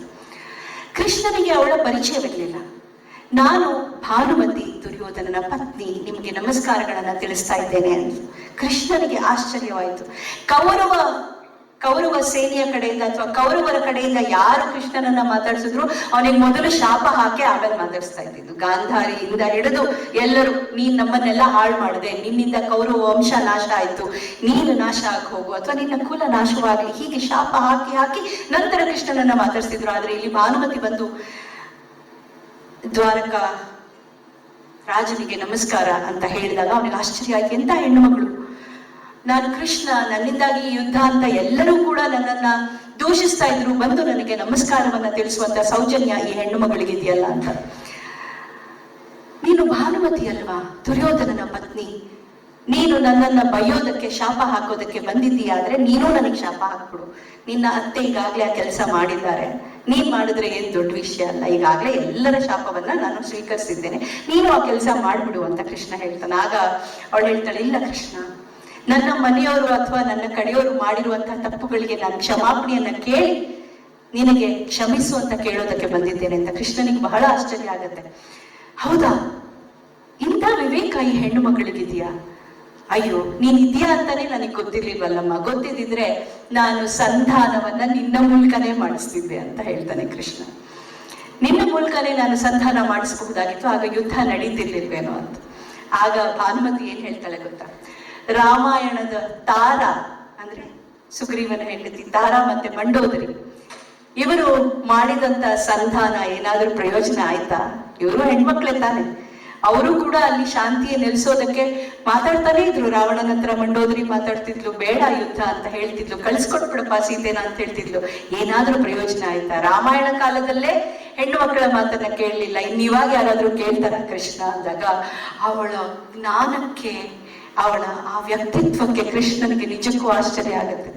ಅಪ್ಪ, ಎಷ್ಟೊಂದು ತಿಳ್ಕೊಂಡಿದ್ದಾಳೆ ಈ ಹೆಣ್ಣು ಮಗಳು. ಆಗ ಕೃಷ್ಣ ಹೇಳ್ತಾನೆ, ಹೌದಮ್ಮ, ಹೋಗ್ಲಿ ಬಿಡು, ದುರ್ಯೋಧನ ಹೋದ, ಅವನ ಹಿಂದೆ ನೀನು ಸತಿ ಆಗ್ಲಿಲ್ವಲ್ಲ, ನೀನು ಉಳ್ಕೊಂಡಿದ್ಯಾ, ಮುಂದಿನ ಯುವ ಜನಾಂಗಕ್ಕೆ ವಿವೇಕವನ್ನ ಹೇಳೋದಕ್ಕೆ ನೀನು ಉಳ್ಕೊಂಡಿದ್ಯಲ್ಲ, ಅಷ್ಟು ಸಾಕು ಅಂತ. ಆಗ ನಗ್ತಾಳವಳು, ದುರ್ಯೋಧನ ಬದುಕಿದ್ದಾಗ್ಲೇ ಅವನ ಹಿಂದೆ ಹೋಗ್ಲಿಲ್ಲ, ನಾನು ಸತ್ ಮೇಲೆ ಅವನ ಹಿಂದೆ ಹೋಗ್ಬಿಟ್ಟು ಏನ್ ಮಾಡ್ಲಿ ನಾನು? ಆಮೇಲೆ ನಾನು ಬದುಕಿರೋದು ಮುಂದಿನ ಪೀಳಿಗೆಗೆ ಬುದ್ಧಿ ಹೇಳೋದಕ್ಕಲ್ಲ. ಈಗ ನಾನು ವಾನಪ್ರಸ್ಥಕ್ಕೆ ಹೋಗ್ತಾ ಇದ್ದೀನಿ, ನನ್ನ ಉದ್ಧಾರ ನಾನು ನೋಡ್ಕೋತೀನಿ, ಯಾರಿಗೂ ಬುದ್ಧಿ ಹೇಳಿ ಅವರನ್ನ ಸರಿ ಮಾಡುವಂತ ಯಾವುದೇ ಒಂದು ಭ್ರಮೆ ನನಗಿಲ್ಲ ಅಂತ ಆ ಹೆಣ್ಮಗಳು ಹೇಳ್ತಾಳೆ. ಆಗ ಅವನಿಗೆ ನಿಜಕ್ಕೂ ಕೂಡ ಆನಂದಾಶ್ರುಗಳು, ಇಂಥ ಒಬ್ಬ ಹೆಣ್ಣು ಮಗಳು ಕೌರವ ಪಡೆಯಲಿದ್ದಾಳೆ, ನಾನು ಅವಳನ್ನ ಗಮನಿಸದೆ ಹೋದ್ನಲ್ಲ ಅನ್ನುವಂಥ ಒಂದು ಅಣುಕು ಅವನು ಕೃಷ್ಣನಲ್ಲಿ ಶುರುವಾಗುತ್ತೆ. ಆಗ ಕೃಷ್ಣ ನಿಧಾನವಾಗಿ ಅವಳನ್ನ ಮಾತಾಡಿಸ್ತಾ ಹೇಳ್ತಾನೆ, ಇಷ್ಟಾಯ್ತು, ಇನ್ನ ಮುಂದಾದ್ರೂ ಕೂಡ ಅಂದ್ರೆ ನಿನ್ನ ಎಲ್ಲ ಜನ್ಮದಲ್ಲೂ ಕೂಡ ನಿನ್ನಂಥವರಿಗೆ ರಕ್ಷಣೆ ಕೊಡೋದಕ್ಕೆ ನಾನು ಹುಟ್ಟುತ್ತಾನೇ ಇರ್ತೇನೆ, ಅದು ನನ್ನ ಪ್ರತಿಜ್ಞೆ ನಿನಗಾಗಿ ಅಂತ ಕೇಳ್ತಾನೆ. ಹೌದಾ ಕೃಷ್ಣ, ನೀನ್ ಮತ್ತೆ ಮತ್ತೆ ಹುಟ್ಟೋದು ಬೇಡ, ಆದ್ರೆ ಹುಡ್ತೀಯ ಅಂತಾದ್ರೆ ಮತ್ತೆ ಮತ್ತೆ ದುರ್ಯೋಧನ ತರದವರು ಹುಡ್ತಾರಲ್ವಾ ಅಂತ ಕೇಳ್ತಾಳೆ ಅವಳು. ಅದು ನಿಜ ತಾನೆ. ಮತ್ತೆ ಮತ್ತೆ ಹೆಣ್ಮಕ್ಳ ಸಂರಕ್ಷಣೆ ಮಾಡಕ್ಕೆ ಕೃಷ್ಣ ಹುಟ್ಟಬೇಕು ಅಂದ್ರೆ ದುರ್ಯೋಧನನು ಹುಟ್ಟಲೇಬೇಕಲ್ಲ. ಇದು ಕಾಲದ ನಿಯಮ, ಇದನ್ನು ಯಾರು ಬದಲಾಯಿಸೋದಕ್ಕೆ ಸಾಧ್ಯ ಇಲ್ಲ ಅಂತ ಕೃಷ್ಣ ಹೇಳ್ತಾನೆ. ಆಗ ಇಷ್ಟೆಲ್ಲ ಮಾತುಕತೆ ಆದ್ಮೇಲೆ ಕೃಷ್ಣ ಅವಳಿಗೆ ಭಾನುಮತಿಗೆ ಒಂದು ಮಾತು ಹೇಳ್ತಾನೆ, ಎಲ್ಲಾ ಹೆಣ್ಣು ಮಕ್ಕಳು ನಿನ್ನ ತರ ಇದ್ರೆ ಎಷ್ಟು ಚಂದ, ಎಲ್ಲಾ ಹೆಣ್ಮಕ್ಳು ನಿನ್ನಷ್ಟು ಬುದ್ಧಿವಂತಿಯರಾದ್ರೆ ಎಷ್ಟು ಚಂದ ಅಂದಾಗ ಭಾನುಮತಿ ಏನ್ ಹೇಳ್ತಾಳಂತೆ ಗೊತ್ತಾ? ಕೃಷ್ಣ, ಎಲ್ಲ ಗಂಡು ಮಕ್ಕಳು ನಿನ್ ತರ ಆಗ್ಬಿಟ್ರೆ ಅಲ್ವಾ, ಯಾವ ಯುದ್ಧವೂ ಇಲ್ಲ, ಯಾವ ಅವಮಾನವೂ ಇಲ್ಲ, ಯಾವ ಪಶ್ಚಾತ್ತಾಪವೂ ಇಲ್ಲ. ಅವ ಕೃಷ್ಣನ್ ಗೊತ್ತಾಗತ್ತೋ ಈ ಹೆಣ್ಣು ಮಗಳು ಸುಲಭವಲ್ಲ, ಇವಳನ್ನು ಸೋಲಿಸೋದ ಸಲೀಸಲ್ಲ. ಈಗ ಹೇಳಿ, ಇಲ್ಲಿ ಕೃಷ್ಣ ಜಾಣನ ಭಾನುಮತಿ ಜಾಣೇನು? ಇಬ್ಬರು ಜಾಣರು. All I want to tell is, ಹೆಣ್ಣು ಮಕ್ಕಳು ಗಂಡು ಮಕ್ಕಳು ಇಬ್ಬರು ವಿಭಿನ್ನ ವ್ಯಕ್ತಿತ್ವದವರು. They are uniquely intelligent. ನಾನು ಜಾಸ್ತಿ ನೀನು ಜಾಸ್ತಿ ಅನ್ನುವಂಥ ಒಂದು ಆರ್ಟಿಫಿಷಿಯಲ್ ಫೆಮಿನಿಸಮ್ ಅಥವಾ ಒಂದು ಮ್ಯಾಸ್ಕ್ಯುಲಾನಿಟಿ, ಇದರಲ್ಲಿ ನಾವು ಎಷ್ಟು ಕಳೆದು ಹೋಗ್ತಾ ಇದ್ದೇವೆ ಅಂದ್ರೆ, ಕೋ ಎಕ್ಸಿಸ್ಟೆನ್ಸ್ಗೋಸ್ಕರ ನಾವು ಒಟ್ಟಿಗೆ ಹುಟ್ಟಿರೋದು. ಯುನೀಕ್ಲಿ ಇಂಟೆಲಿಜೆಂಟ್ ನಾವಿಬ್ರು ಜೊತೆಗೆ ಸೇರಿದಾಗ ಪ್ರಪಂಚವನ್ನೇ ಗೆಲ್ಲುವಂತಹ ಶಕ್ತಿಯನ್ನ ದೇವರು ನಮಗೆ ದಯಪಾಲಿಸಿದ್ದಾನೆ. ಆದ್ರೆ ಯಾವುದೇ ಒಂದು ಟೀಮ್ ನಲ್ಲಿ ಒಂದು ಹೆಣ್ಮಗಳು ಒಂದು ಗಂಡು ಹುಡುಗ ಇದ್ದಾನೆ ಅಂದ್ರೆ ಅವಳನ್ನ ಕಡಿಮೆ ತೋರಿಸ್ಬೇಕು ಅಂತ ಇವನು ಕೆಲಸ ಮಾಡ್ತಿರ್ತಾನೆ, ಇವನಲ್ಲಿ ತಪ್ಪು ತೋರಿಸ್ಬೇಕು ಅಂತ ಅವಳಿಗೆ. ಒಟ್ಟಲ್ಲಿ ಏನು, ಆ ಟೀಮ್ ವರ್ಕ್ ಗಬ್ಬೆದ್ದು ಹೋಯ್ತು. ಫೈನಲಿ ಆಗೋದಿದ್ವು ಅಂತೆ. ಆದ್ರೆ ಯಾವತ್ತಿಗೆ ನಾವು ಮತ್ತೊಬ್ಬರ ಎಕ್ಸಿಸ್ಟೆನ್ಸ್ ಅನ್ನ ರೆಸ್ಪೆಕ್ಟ್ ಮಾಡ್ತಾ, ಮತ್ತೊಬ್ಬರ ಅಸ್ತಿತ್ವಕ್ಕೆ ಬೆಲೆ ಕೊಡ್ತಾ, ಗಂಡು ಹುಡುಗ ಆಗ್ಬೋದು ಹೆಣ್ಣು ಮಗಳಾಗ್ಬೋದು, ಎಲ್ಲರೂ ನಾವು ಮನುಷ್ಯರು, ಬಿಯಾಂಡ್ ಜೆಂಡರ್, ನಾವು ಮನುಷ್ಯರು, ನಾವು ಒಟ್ಟಿಗೆ ಕೆಲಸ ಮಾಡ್ಬೇಕು, ಒಟ್ಟಿಗೆ ಉದ್ಧಾರ ಆಗ್ಬೇಕು ಅನ್ನುವಂತ ಒಂದು ಮೈಂಡ್ ಸೆಟ್ ನಲ್ಲಿ ನಾವು ಯಾವಾಗ ಒಟ್ಟಿಗೆ ಕೆಲಸ ಮಾಡೋದಕ್ಕೆ ಶುರು ಮಾಡ್ತೀವೋ ಅವತ್ತಿಗೆ ನಮ್ಮ ಏಳಿಗೆಯನ್ನ ತಡೆಯೋದಕ್ಕೆ ಯಾರ ಕೈಲೂ ಸಾಧ್ಯ ಇಲ್ಲ ಅಂತ ನಾನು ಅನ್ಕೋತೇನೆ. ಈ ಮನಸ್ಥಿತಿ, beyond genders we should grow. ರೋಡಲ್ಲಿ ಗಾಡಿ ಸರಿಗೆ ಓಡಿಸ್ತಿಲ್ಲ, ಹೆಣ್ಮಗು ಕಿರಿಸ್ತಾರಲ್ಲ ಯಾರು. ಆದ್ರೆ ನಿಮಗೆ ಗೊತ್ತಾ, ಪುಲ್ವಾಮಾ ಯುದ್ಧವನ್ನ ನಡೆಸಿದಂತ ಇಬ್ಬರು ಆಫೀಸರ್ಸ್,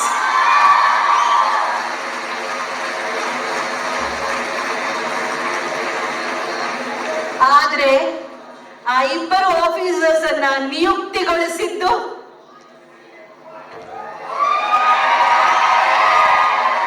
ಅವರಿಗೆ ಆ ಶಕ್ತಿ ಇದೆ ಅಂತ ಗುರುತಿಸಿದ್ದು.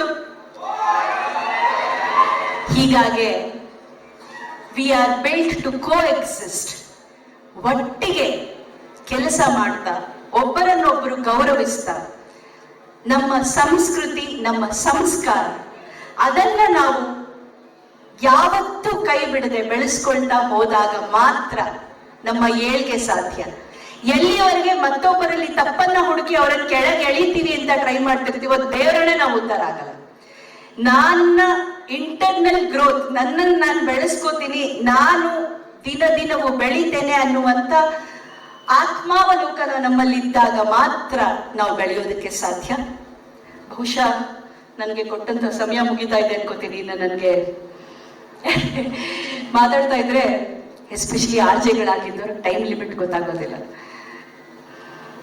ಕೊನೆಯ ಒಂದು ಕಥೆಯನ್ನ ಹೇಳಿ ನನ್ನ ಮಾತುಗಳನ್ನ ಮುಗಿಸ್ತೇನೆ. ದುಬಾರೆ ಫಾರೆಸ್ಟ್ ಅಲ್ಲಿ ಆನೆಗಳಿಗೆ ಟ್ರೈನಿಂಗ್ ಕೊಡ್ತಾರೆ, ನಿಮ್ಗೆಲ್ಲರಿಗೂ ಗೊತ್ತು. ಒಬ್ಬ ಮನುಷ್ಯ ಅಲ್ಲಿ ಹೋಗಿ ನೋಡ್ತಾನೆ, ಒಂದು ಕಾಡಾನೆಗೆ ಒಂದು ಚಿಕ್ಕ ಸರಪಳಿಯನ್ನ ಹಾಕಿ ಕಟ್ಟಾಕಿರ್ತಾರೆ. ಅವನಿಗೆ ಆಶ್ಚರ್ಯ, ಇಷ್ಟು ದೊಡ್ಡ ಕಾಡಾನೆ, ಇದರಲ್ಲಿ ತುಂಬಾ ಜನಕ್ಕೆ ಕತೆ ಗೊತ್ತಿರ್ಬೋದು, ಇಷ್ಟು ದೊಡ್ಡ ಕಾಡಾನೆ ಇದಕ್ಕೆ ಇಷ್ಟು ಚಿಕ್ಕ ಸರಪಳಿ ಹೇಗೆ ಹಿಡಿದಿಡತ್ತೆ ಅಂತ. ಆಗ ಮಾವುತಂಗೆ ಕೇಳ್ತಾನೆ, ಹೇಗಿದು? ಒಂದ್ಸತಿ ಕಾಲ್ ಜಾಡ್ಸಿದ್ರೆ ಈ ಆನೆ ಕಿತ್ತಾಕೊಂಡು ಹೋಗ್ಬಿಡ್ಬೋದು, ಇದನ್ನ ಜೊತೆಗೆ ನಿಮ್ಮನ್ನೆಲ್ಲ ತುಳಿದಾಕೊಂಡು ಹೊಟ್ಟೋಗ್ಬಿಡ್ಬೋದು, ಆದ್ರೆ ಹೇಗ್ ನಿಂತಿದೆ ಈ ಆನೆ ಅಂತ. ಆಗ ಮಾವುತ ಹೇಳ್ತಾನೆ, ಅದು ನಿಮಗ್ ಗೊತ್ತು, ಆನೆ ಗೊತ್ತಿಲ್ಲ ಅಂತಾನೆ. ಅದ್ ಹೇಗೆ ಅಂದಾಗ, ಆನೆ ಚಿಕ್ಕ ಮರಿ ಆಗಿದ್ದಾಗ ದಿನವೂ ಕೂಡ ಅದು ಕಾಲನ್ನ ಜಾಡಿಸಿ ಆ ಸರಪಳಿಯಿಂದ ಕಿತ್ಕೊಂಡು ಹೋಗೋದಕ್ಕೆ ಪ್ರಯತ್ನ ಪಡ್ತಾ ಇತ್ತು. ಆದ್ರೆ ಆಗ ಈ ಸರಪಳಿ ಅದಕ್ಕೆ ಸರಿಯಾಗಿತ್ತು, ಕಾಲು ಜಾಡಿಸಿದ್ರು ಕೂಡ ಕಿತ್ಕೊಂಡು ಹೋಗೋದಕ್ಕೆ ಸಾಧ್ಯ ಆಗ್ತಿರ್ಲಿಲ್ಲ. ದೊಡ್ಡದಾಗ್ತಾ ಆಗ್ತಾ ಆನೆ ಆ ಪ್ರಯತ್ನವನ್ನೇ ಬಿಟ್ಟು ಬಿಡ್ತು. ಇದು catch, this is the line. ನಾವು ಕೂಡ ಅನೇಕ ಮೈಂಡ್ ಬ್ಲಾಕ್ಸ್ ಅನ್ನ ನಮ್ಮ ಲೈಫಲ್ಲಿ ಇಟ್ಕೊಂಡಿರ್ತೇವೆ. ನನಗೆ ಮ್ಯಾಥ್ಸ್ ಆಗಲ್ಲ, ಕೆಮಿಸ್ಟ್ರಿ ನನ್ನ ಸಬ್ಜೆಕ್ಟ್ ಅಲ್ಲ, ಬ್ಯಾಂಕಿಂಗ್ ನಂಗೆ ಆಗಲ್ಲ, ಈ ತರದ್ದು ಡ್ರೈವಿಂಗ್ ನಂಗೆ ಆಗಲ್ಲ. ಎಷ್ಟೋ ಜನ ಹೇಳೋದನ್ನ ನಾನು ಕೇಳಿ, ನನ್ ಡ್ರೈವಿಂಗ್ ಆಗಲ್ಲ, ನಾನು ಡ್ರೈವರ್ ನೆಟ್ಕೋತೀನಿ, ಅದು ಗತ್ತು ಬೇರೆ ಲಾಸ್ಟ್ ಡ್ರೈವರ್ ನೆಟ್ಕೋತೀನಿ, ನಂಗೆ ಡ್ರೈವಿಂಗ್ ಬರಲ್ಲ. ಈ ತರ ನನಗೆ ಏನ್ ಆಗಲ್ಲ ಅನ್ನೋ ಲಿಸ್ಟೇ ಜಾಸ್ತಿ ಇರುತ್ತೆ ನಮ್ಮ ಲೈಫಲ್ಲಿ. ಆದ್ರೆ ತಮಾಷೆ ಏನು ಅಂದ್ರೆ ನಾವು ಪ್ರಯತ್ನ ಪಟ್ಟಿರೋಲ್ಲ. ಎಂದಿಗೆ ನಾವು ಈ ಆನೆಯ ಮನಸ್ಸಿನಲ್ಲಿತ್ತಲ್ಲ ಸರಪಳಿ, ಆ ಸರಪಳಿಯನ್ನ ಮಾನಸಿಕವಾದ ಸರಪಳಿ ಅಂತ ನಾವು ಹೇಳ್ತೇವೆ, ಎಂದಿಗೆ ಅದನ್ನ ಕಿತ್ತಾಕೊಂಡು ಹೋಗೋ ಪ್ರಯತ್ನ ಮಾಡ್ತೀವೋ ಅವತ್ತಿಗೆ ನಮಗೆ ಗೊತ್ತಾಗೋದು ನನಗಿದು ಸಾಧ್ಯ ಇದೆ. ಫೇಸಿಂಗ್ ಯುವರ್ ಫಿಯರ್ಸ್ ಅಂತಾರೆ. ಕೆಲಸ ಕೊಟ್ಟಾಗ ಕಷ್ಟದ ಕೆಲಸಗಳನ್ನ ಮೊದಲು ಮಾಡಿ ಆಮೇಲೆ ಸುಲಭದ ಕೆಲಸವನ್ನ ಮಾಡೋದು. ಫೇಸಿಂಗ್ ಯುವರ್ ವರ್ಸ್ಟ್ ಫಿಯರ್ಸ್, ಆ ಮೈಂಡ್ ಸೆಟ್ ಅನ್ನ ನಾವು ಬೆಳೆಸ್ಕೊಂಡಾಗ ಮಾತ್ರ ನಾವೇ ನಮ್ಮನ್ನು ಸರ್ಪ್ರೈಸ್ ಮಾಡ್ಕೋತೀವಿ. ನಮಗೆ ಆಶ್ಚರ್ಯ ಆಗುತ್ತೆ ನಮ್ಮ ಬಗ್ಗೆ, ಇದು ನನ್ನ ಕೈಲಿ ಸಾಧ್ಯ ಅಂತ ನನಗೆ ಗೊತ್ತೇ ಇರ್ಲಿಲ್ಲ. ನೀವು ಬೇಕಾದ್ರೆ ಟ್ರೈ ಮಾಡ್ಬಿಟ್ಟು ನೋಡಿ, ನಿಮಗೆ ತುಂಬಾ ಕಷ್ಟ ಅನಿಸಿದ್ದ ಅಥವಾ ನಾನು ಮಾಡೋದೇ ಇಲ್ಲ ಅನ್ಕೊಂಡಿದ್ದನ್ನ ಪ್ರಯತ್ನ ಪಟ್ಟು ನೋಡಿ, ಅದು ನಿಮ್ಗೆ ಆಗತ್ತೆ. ಆದ್ರೆ ನಮ್ಮ ಮೆಂಟಲ್ ಬ್ಲಾಕ್ಸ್ ನಮ್ಮನ್ನ ಎಷ್ಟರ ಮಟ್ಟಿಗೆ ಹಿಡಿದಿಟ್ಟಿದೆ ಅಂದ್ರೆ, ಇದು ನನಗೆ ಆಗೋದೇ ಇಲ್ಲ, ಸ್ವಿಮ್ಮಿಂಗ್ ನಂಗೆ ಬರಲ್ಲ, ನಂಗೆ ನೀರು ಅಂದ್ರೆ ಭಯ ಅಂತ ಹೇಳುವಂತ ಅನೇಕರನ್ನು ನೋಡಿದ್ದೀವಿ. 60 ವರ್ಷಕ್ಕೆ ಸ್ವಿಮ್ಮಿಂಗ್ ಕಲಿತು ನ್ಯಾಷನಲ್ ಚಾಂಪಿಯನ್ಸ್ ಆಗಿರುವಂತವ್ರನ್ನು ನಾವು ನೋಡಿದ್ದೇವೆ ಇನ್ ಸೀನಿಯರ್ ಸಿಟಿಸನ್ಸ್ ಕ್ಯಾಟಗರಿ. ಹೇಗಾಗುತ್ತೆ? ಯಾರಿಗೋ ಒಬ್ಬರಿಗಾಗುವಂತ ಕೆಲಸ ಮತ್ತೆ ಬೇರೆಯವ್ರಿಗೆ ಯಾಕೆ ಆಗಲ್ಲ? ಅದು ಆ ಕೆಲಸದ ಚಾಲೆಂಜ್ ಅಲ್ಲ, ನಮ್ಮ ಮನಸ್ಸು ನಮ್ಮಲ್ಲಿ ಇಟ್ಟಿರುವಂತ ಹಿಡಿತ. ಯಾವತ್ತಿಗೆ ನಾವು ಆ ಮೈಂಡ್ ಬ್ಲಾಕ್ ನಿಂದ ಹೊರಗಡೆ ಬರ್ತೀವೋ, ಪ್ರಪಂಚದ ಯಾವ ಕೆಲಸ ಕೂಡ, ಬದುಕಿನ ಯಾವ ಸವಾಲು ಕೂಡ ನಮಗೆ ಕಷ್ಟವಲ್ಲ. ವಿದ್ಯಾರ್ಥಿ ದಶೆಯಲ್ಲಿದ್ದೀರಿ, ಬದುಕು ಇನ್ನು ತುಂಬಾ ದೊಡ್ಡದಿದೆ ಮುಂದೆ. ದಯವಿಟ್ಟು ಇಂಥ ಯಾವ್ದಾದ್ರೂ ಮೈಂಡ್ ಬ್ಲಾಕ್ಸ್ ಇದ್ರೆ ಇವತ್ತೇ ಅದನ್ನ ಕಿತ್ತೋಗಿರಿ. ಲೈಫ್ಗೆ ಕಂಡೀಷನ್ಸ್ ಹಾಕಬೇಡಿ. ಏನೇ ಬರಲಿ ನಾನು ಮಾಡ್ತೀನಿ, ನಾನು ಟ್ರೈ ಮಾಡ್ತೀನಿ ಅನ್ನುವಷ್ಟಾದ್ರೂ ನಮ್ಮಲ್ಲಿ ಆ ಹುರುಪಿರ್ಲಿ. ಯಾಕೆ ಗೊತ್ತಾ? ಲೈಫ್ ಸೆಕೆಂಡ್ ಚಾನ್ಸ್ ಕೊಡೋದಿಲ್ಲ. ಪ್ರಾಬ್ಲಮ್ ಇದು ಒಂದೇ, ಬಿಟ್ಬಿಡಿ ಅಂತ ಹೇಳೋದಕ್ಕೆ ಲೈಫ್ ಯಾರಿಗೂ ಸೆಕೆಂಡ್ ಚಾನ್ಸ್ ಕೊಡೋದಿಲ್ಲ. ವಿ ಹ್ಯಾವ್ ಟು ಅಟೆಂಪ್ಟ್ ಮಾಡಲೇಬೇಕು, ಅದನ್ನ ನಮ್ಮದಾಗಿಸ್ಕೊಳ್ಳೇಬೇಕು. ಆಗ ಮಾತ್ರ ಯಾವುದೋ ಒಂದು ವೇದಿಕೆಯಲ್ಲಿ ನೀವು ನಿಂತು ಇನ್ನೊಂದಷ್ಟು ಜನರಿಗೆ ಈ ತರ ಮಾತಾಡ್ತಾ ಇರ್ತೀರ ಲೈಫ್ ಲೆಸನ್ಸ್ ಅನ್ನ. ಇಷ್ಟನ್ನ ಹೇಳ್ತಾ ನನ್ನ ಒಂದೊಳ್ಳೆ ಮಾತುಗಳನ್ನ ಮುಗಿಸ್ಕೊಡ್ತಾ ಇದ್ದೀನಿ. ನಿಮ್ಗೆ ಇದರಿಂದ ಲೈಫಿಗೆ ಏನಾದ್ರೂ ಒಂದು ಚೂರಾದ್ರೂ ದಕ್ಕಿದ್ರೆ ಆ ಸಾರ್ಥಕತೆ. Thank you so much.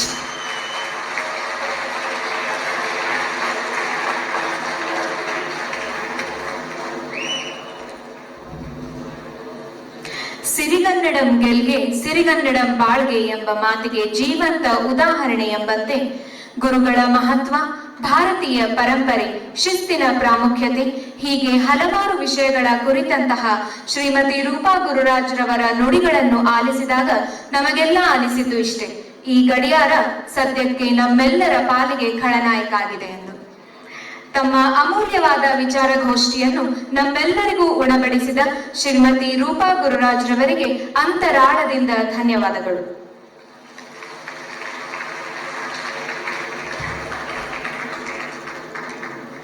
ವ್ಯಕ್ತಿತ್ವವು ಪ್ರೇರಣೆಯಾಗಿ, ಆಡಳಿತವು ಮಾರ್ಗದರ್ಶನವಾಗಿ, ವಿದ್ಯಾರ್ಥಿಗಳ ಬೆಳವಣಿಗೆಯ ಸ್ಫೂರ್ತಿಯಾಗಿರುವ ಸಂಸ್ಥೆಯ ಅಭಿವೃದ್ಧಿ ಅಧಿಕಾರಿಗಳು, ಕಾರ್ಯಕ್ರಮದ ಘನ ಅಧ್ಯಕ್ಷತೆಯನ್ನು ವಹಿಸಿರುವ ಡಾಕ್ಟರ್ ಸೂರಜ್ ಜೈನ್ ಗುರುಗಳಲ್ಲಿ ಅಧ್ಯಕ್ಷೀಯ ಪರ ನುಡಿಗಳನ್ನಾಡಬೇಕೆಂದು ವಿನಂತಿಸಿಕೊಳ್ಳುತ್ತೇನೆ.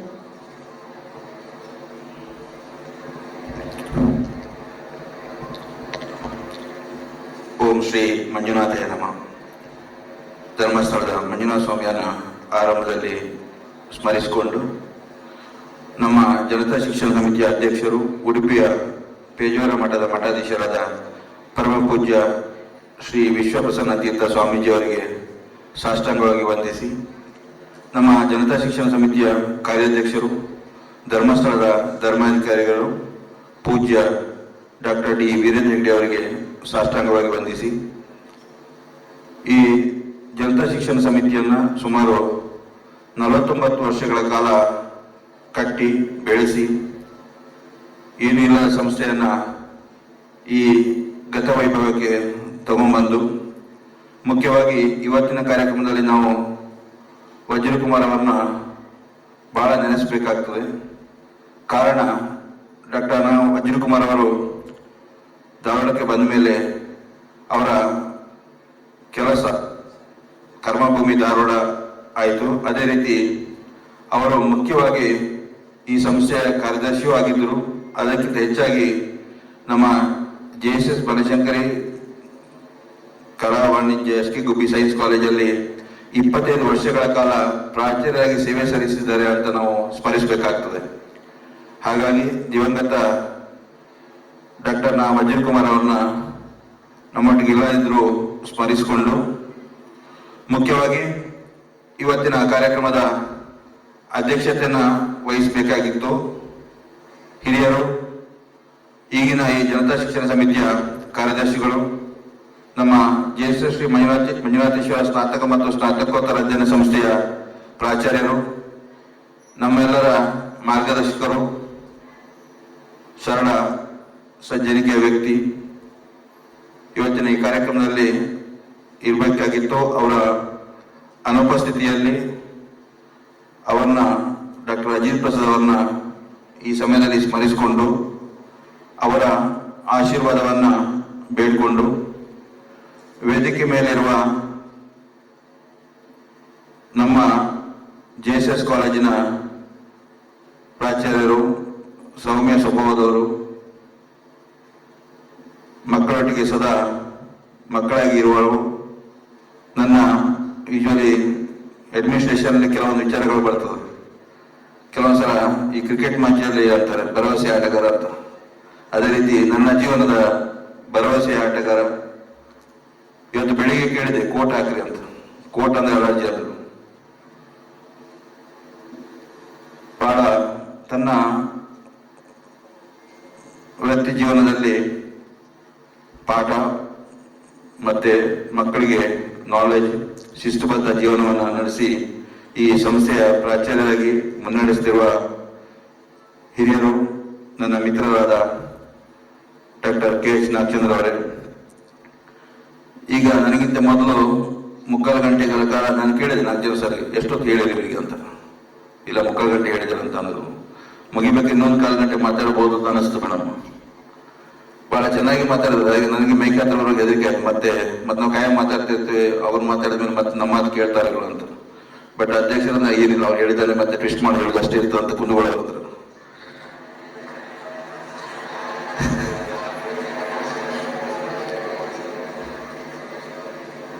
ಟ್ವಿಸ್ಟ್ ಮಾಡೋಕ್ಕೂ ಕಷ್ಟ ಅಲ್ರಿ. ದೂರದ ಬೆಂಗಳೂರಿಂದ ಬಂದಿದ್ದಾರೆ ಶ್ರೀಮತಿ ರೂಪಾ ಗುರುರಾಜ್ ಅವರು. ಅವರು ಮಾತಾಡಿದ್ದು ನಿಮ್ಗೆಲ್ಲ ಖುಷಿಯಾಗಿದೆಯಲ್ಲ ಗೊತ್ತಿಲ್ಲ. ಅವರು ಮಾತಾಡಿದ್ದು ಒಬ್ಬ ಮನುಷ್ಯನಿಗೆ ಖುಷಿಯಾಗಿದೆ ನನಗೆ ಗೊತ್ತಾಗಿದೆ. ಅವರು ಇಲ್ಲಿದ್ದಾರೆ, ಅವ್ರ ತಂದೆ ಅಲ್ಲಿದ್ದಾರೆ. ನಾನು ಅವ್ರು ನೋಡ್ತಿದ್ದೆ ಆಗಿಂದ. ಇವ್ರು ಮಾತಾಡುವಾಗ ತಂದೆದು ಏನಿರ್ತದೆ ರಿಯಾಕ್ಷನ್ ಅಂತ.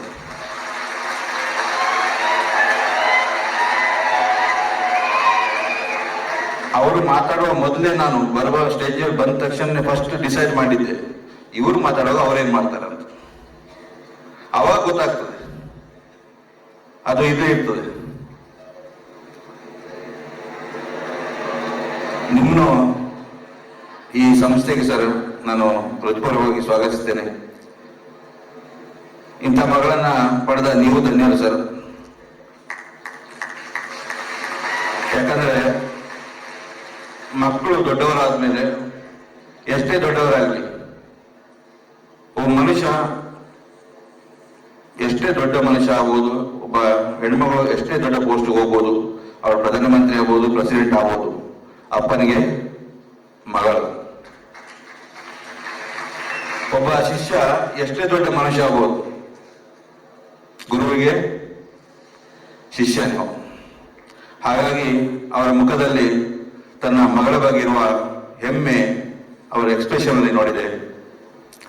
ಮೇಡಮ್ ಅವರು ಬಹಳ ಚೆನ್ನಾಗಿ ಮಾತಾಡಿದರು. ಮುಖ್ಯವಾಗಿ ಈಗಿನ ವಿದ್ಯಾರ್ಥಿಗಳಲ್ಲಿ ಸೆಲ್ಫ್ ಕಾನ್ಫಿಡೆನ್ಸ್ ಅಂತ ಇಲ್ಲ.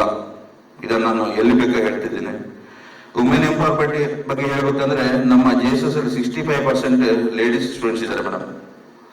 ನಮ್ಮ UGPG ನನಗನ್ಸ್ಬಿಟ್ಟಿಗೆ 70% ಇದ್ದಾರೆ. ಹಾಗಾಗಿ ಈ JSS ಅಲ್ಲಿ ಹೆಣ್ಣುಮಕ್ಕಳ ಶಿಕ್ಷಣಕ್ಕೆ ನಾವು ಬಹಳಷ್ಟು ಮುಖ್ಯವಾಗಿ ಡಾಕ್ಟರ್ ಅಜಿತ್ ಪ್ರಸಾದ್ ಅವರಿರ್ಬೋದು ಅಥವಾ ಇಲ್ಲಿನ ಮ್ಯಾನೇಜ್ಮೆಂಟ್ ಇರ್ಬೋದು ಬಹಳಷ್ಟು ಎಂಕರೇಜ್ಮೆಂಟ್ ಅನ್ನು ಕೊಡ್ತದೆ. ಏನೇ ಇರಲಿ ಮೇಡಮ್, ನಮ್ಮ ಆಮಂತ್ರಣಕ್ಕೆ ನೀವು ಎಷ್ಟೊಂದು ದೂರದ ಬೆಂಗಳೂರಿನಿಂದ ಬಂದು ವಿದ್ಯಾರ್ಥಿಗಳಿಗೆ ಜ್ಞಾನವನ್ನು ಅನುಭವವನ್ನು ಹೇಳಿದಿರಿ. ಅದಕ್ಕೆ ನಾನು ಮುಖ್ಯವಾಗಿ ಸಂಸ್ಥೆಯ ಪರವಾಗಿ, ಸಂಸ್ಥೆಯ ಹಿರಿಯರ ಪರವಾಗಿ ನಿಮಗೆ ಹೃತ್ಪೂರ್ವಕವಾದ ಧನ್ಯವಾದವನ್ನು ಅರ್ಪಿಸ್ತೇನೆ. ಮುಖ್ಯವಾಗಿ ಅವರು ಹೇಳಿದ ವಿಷಯ ಅಂದರೆ ಈ ಗೂಗಲ್, ಅದನ್ನು ನಾನು ಬಹಳ ಸಲ ವಿಚಾರ ಮಾಡಿದೆ.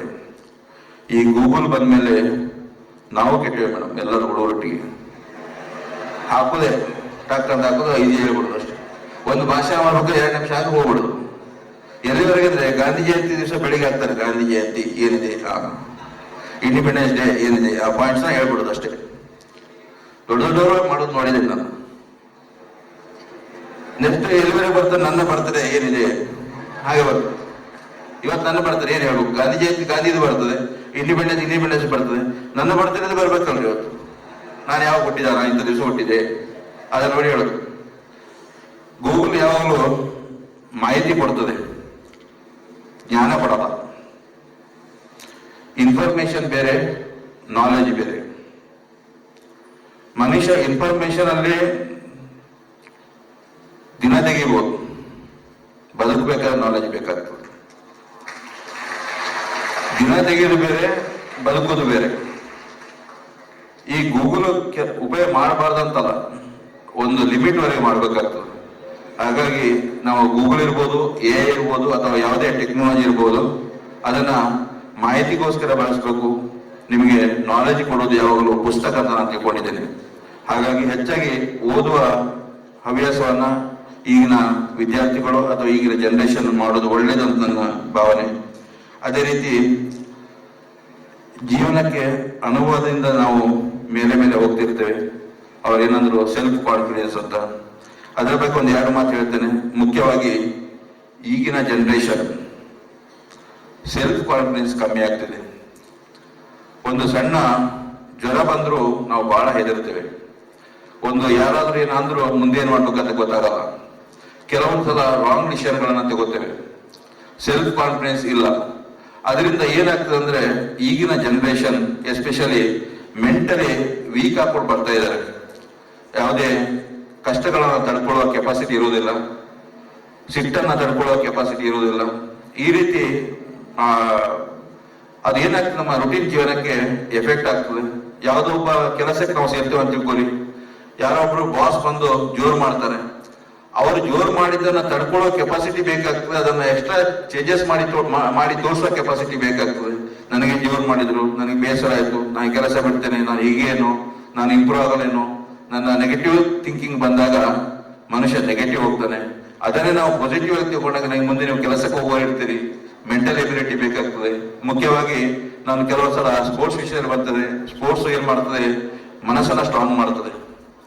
ನಾವು ಕಲಿತೇವೆ, ಮಾರ್ಕ್ಸ್ ತೆಗಿತೇವೆ, ಎಲ್ಲ ಮಾಡ್ತೇವೆ. ಅದರೊಟ್ಟಿಗೆ ಸೆಲ್ಫ್ ಕಾನ್ಫಿಡೆನ್ಸ್ ಬೇಕಾಗ್ತದೆ, ಸ್ವಶಕ್ತಿ ಬೇಕಾಗ್ತದೆ. ಕಷ್ಟ ಬಂದರೂ ಫೇಸ್ ಮಾಡುವಂತ ನಮ್ಮ ಧೈರ್ಯ ಬೇಕಾಗ್ತದೆ. ಇದನ್ನ ಗುರುಗಳು ಹೇಳಲ್ಲ, ತಂದೆ ತಾಯಿನ ಹೇಳಲ್ಲ, ನಾವೇ ರೂಢಿಸ್ಕೋಬೇಕಾಗ್ತದೆ.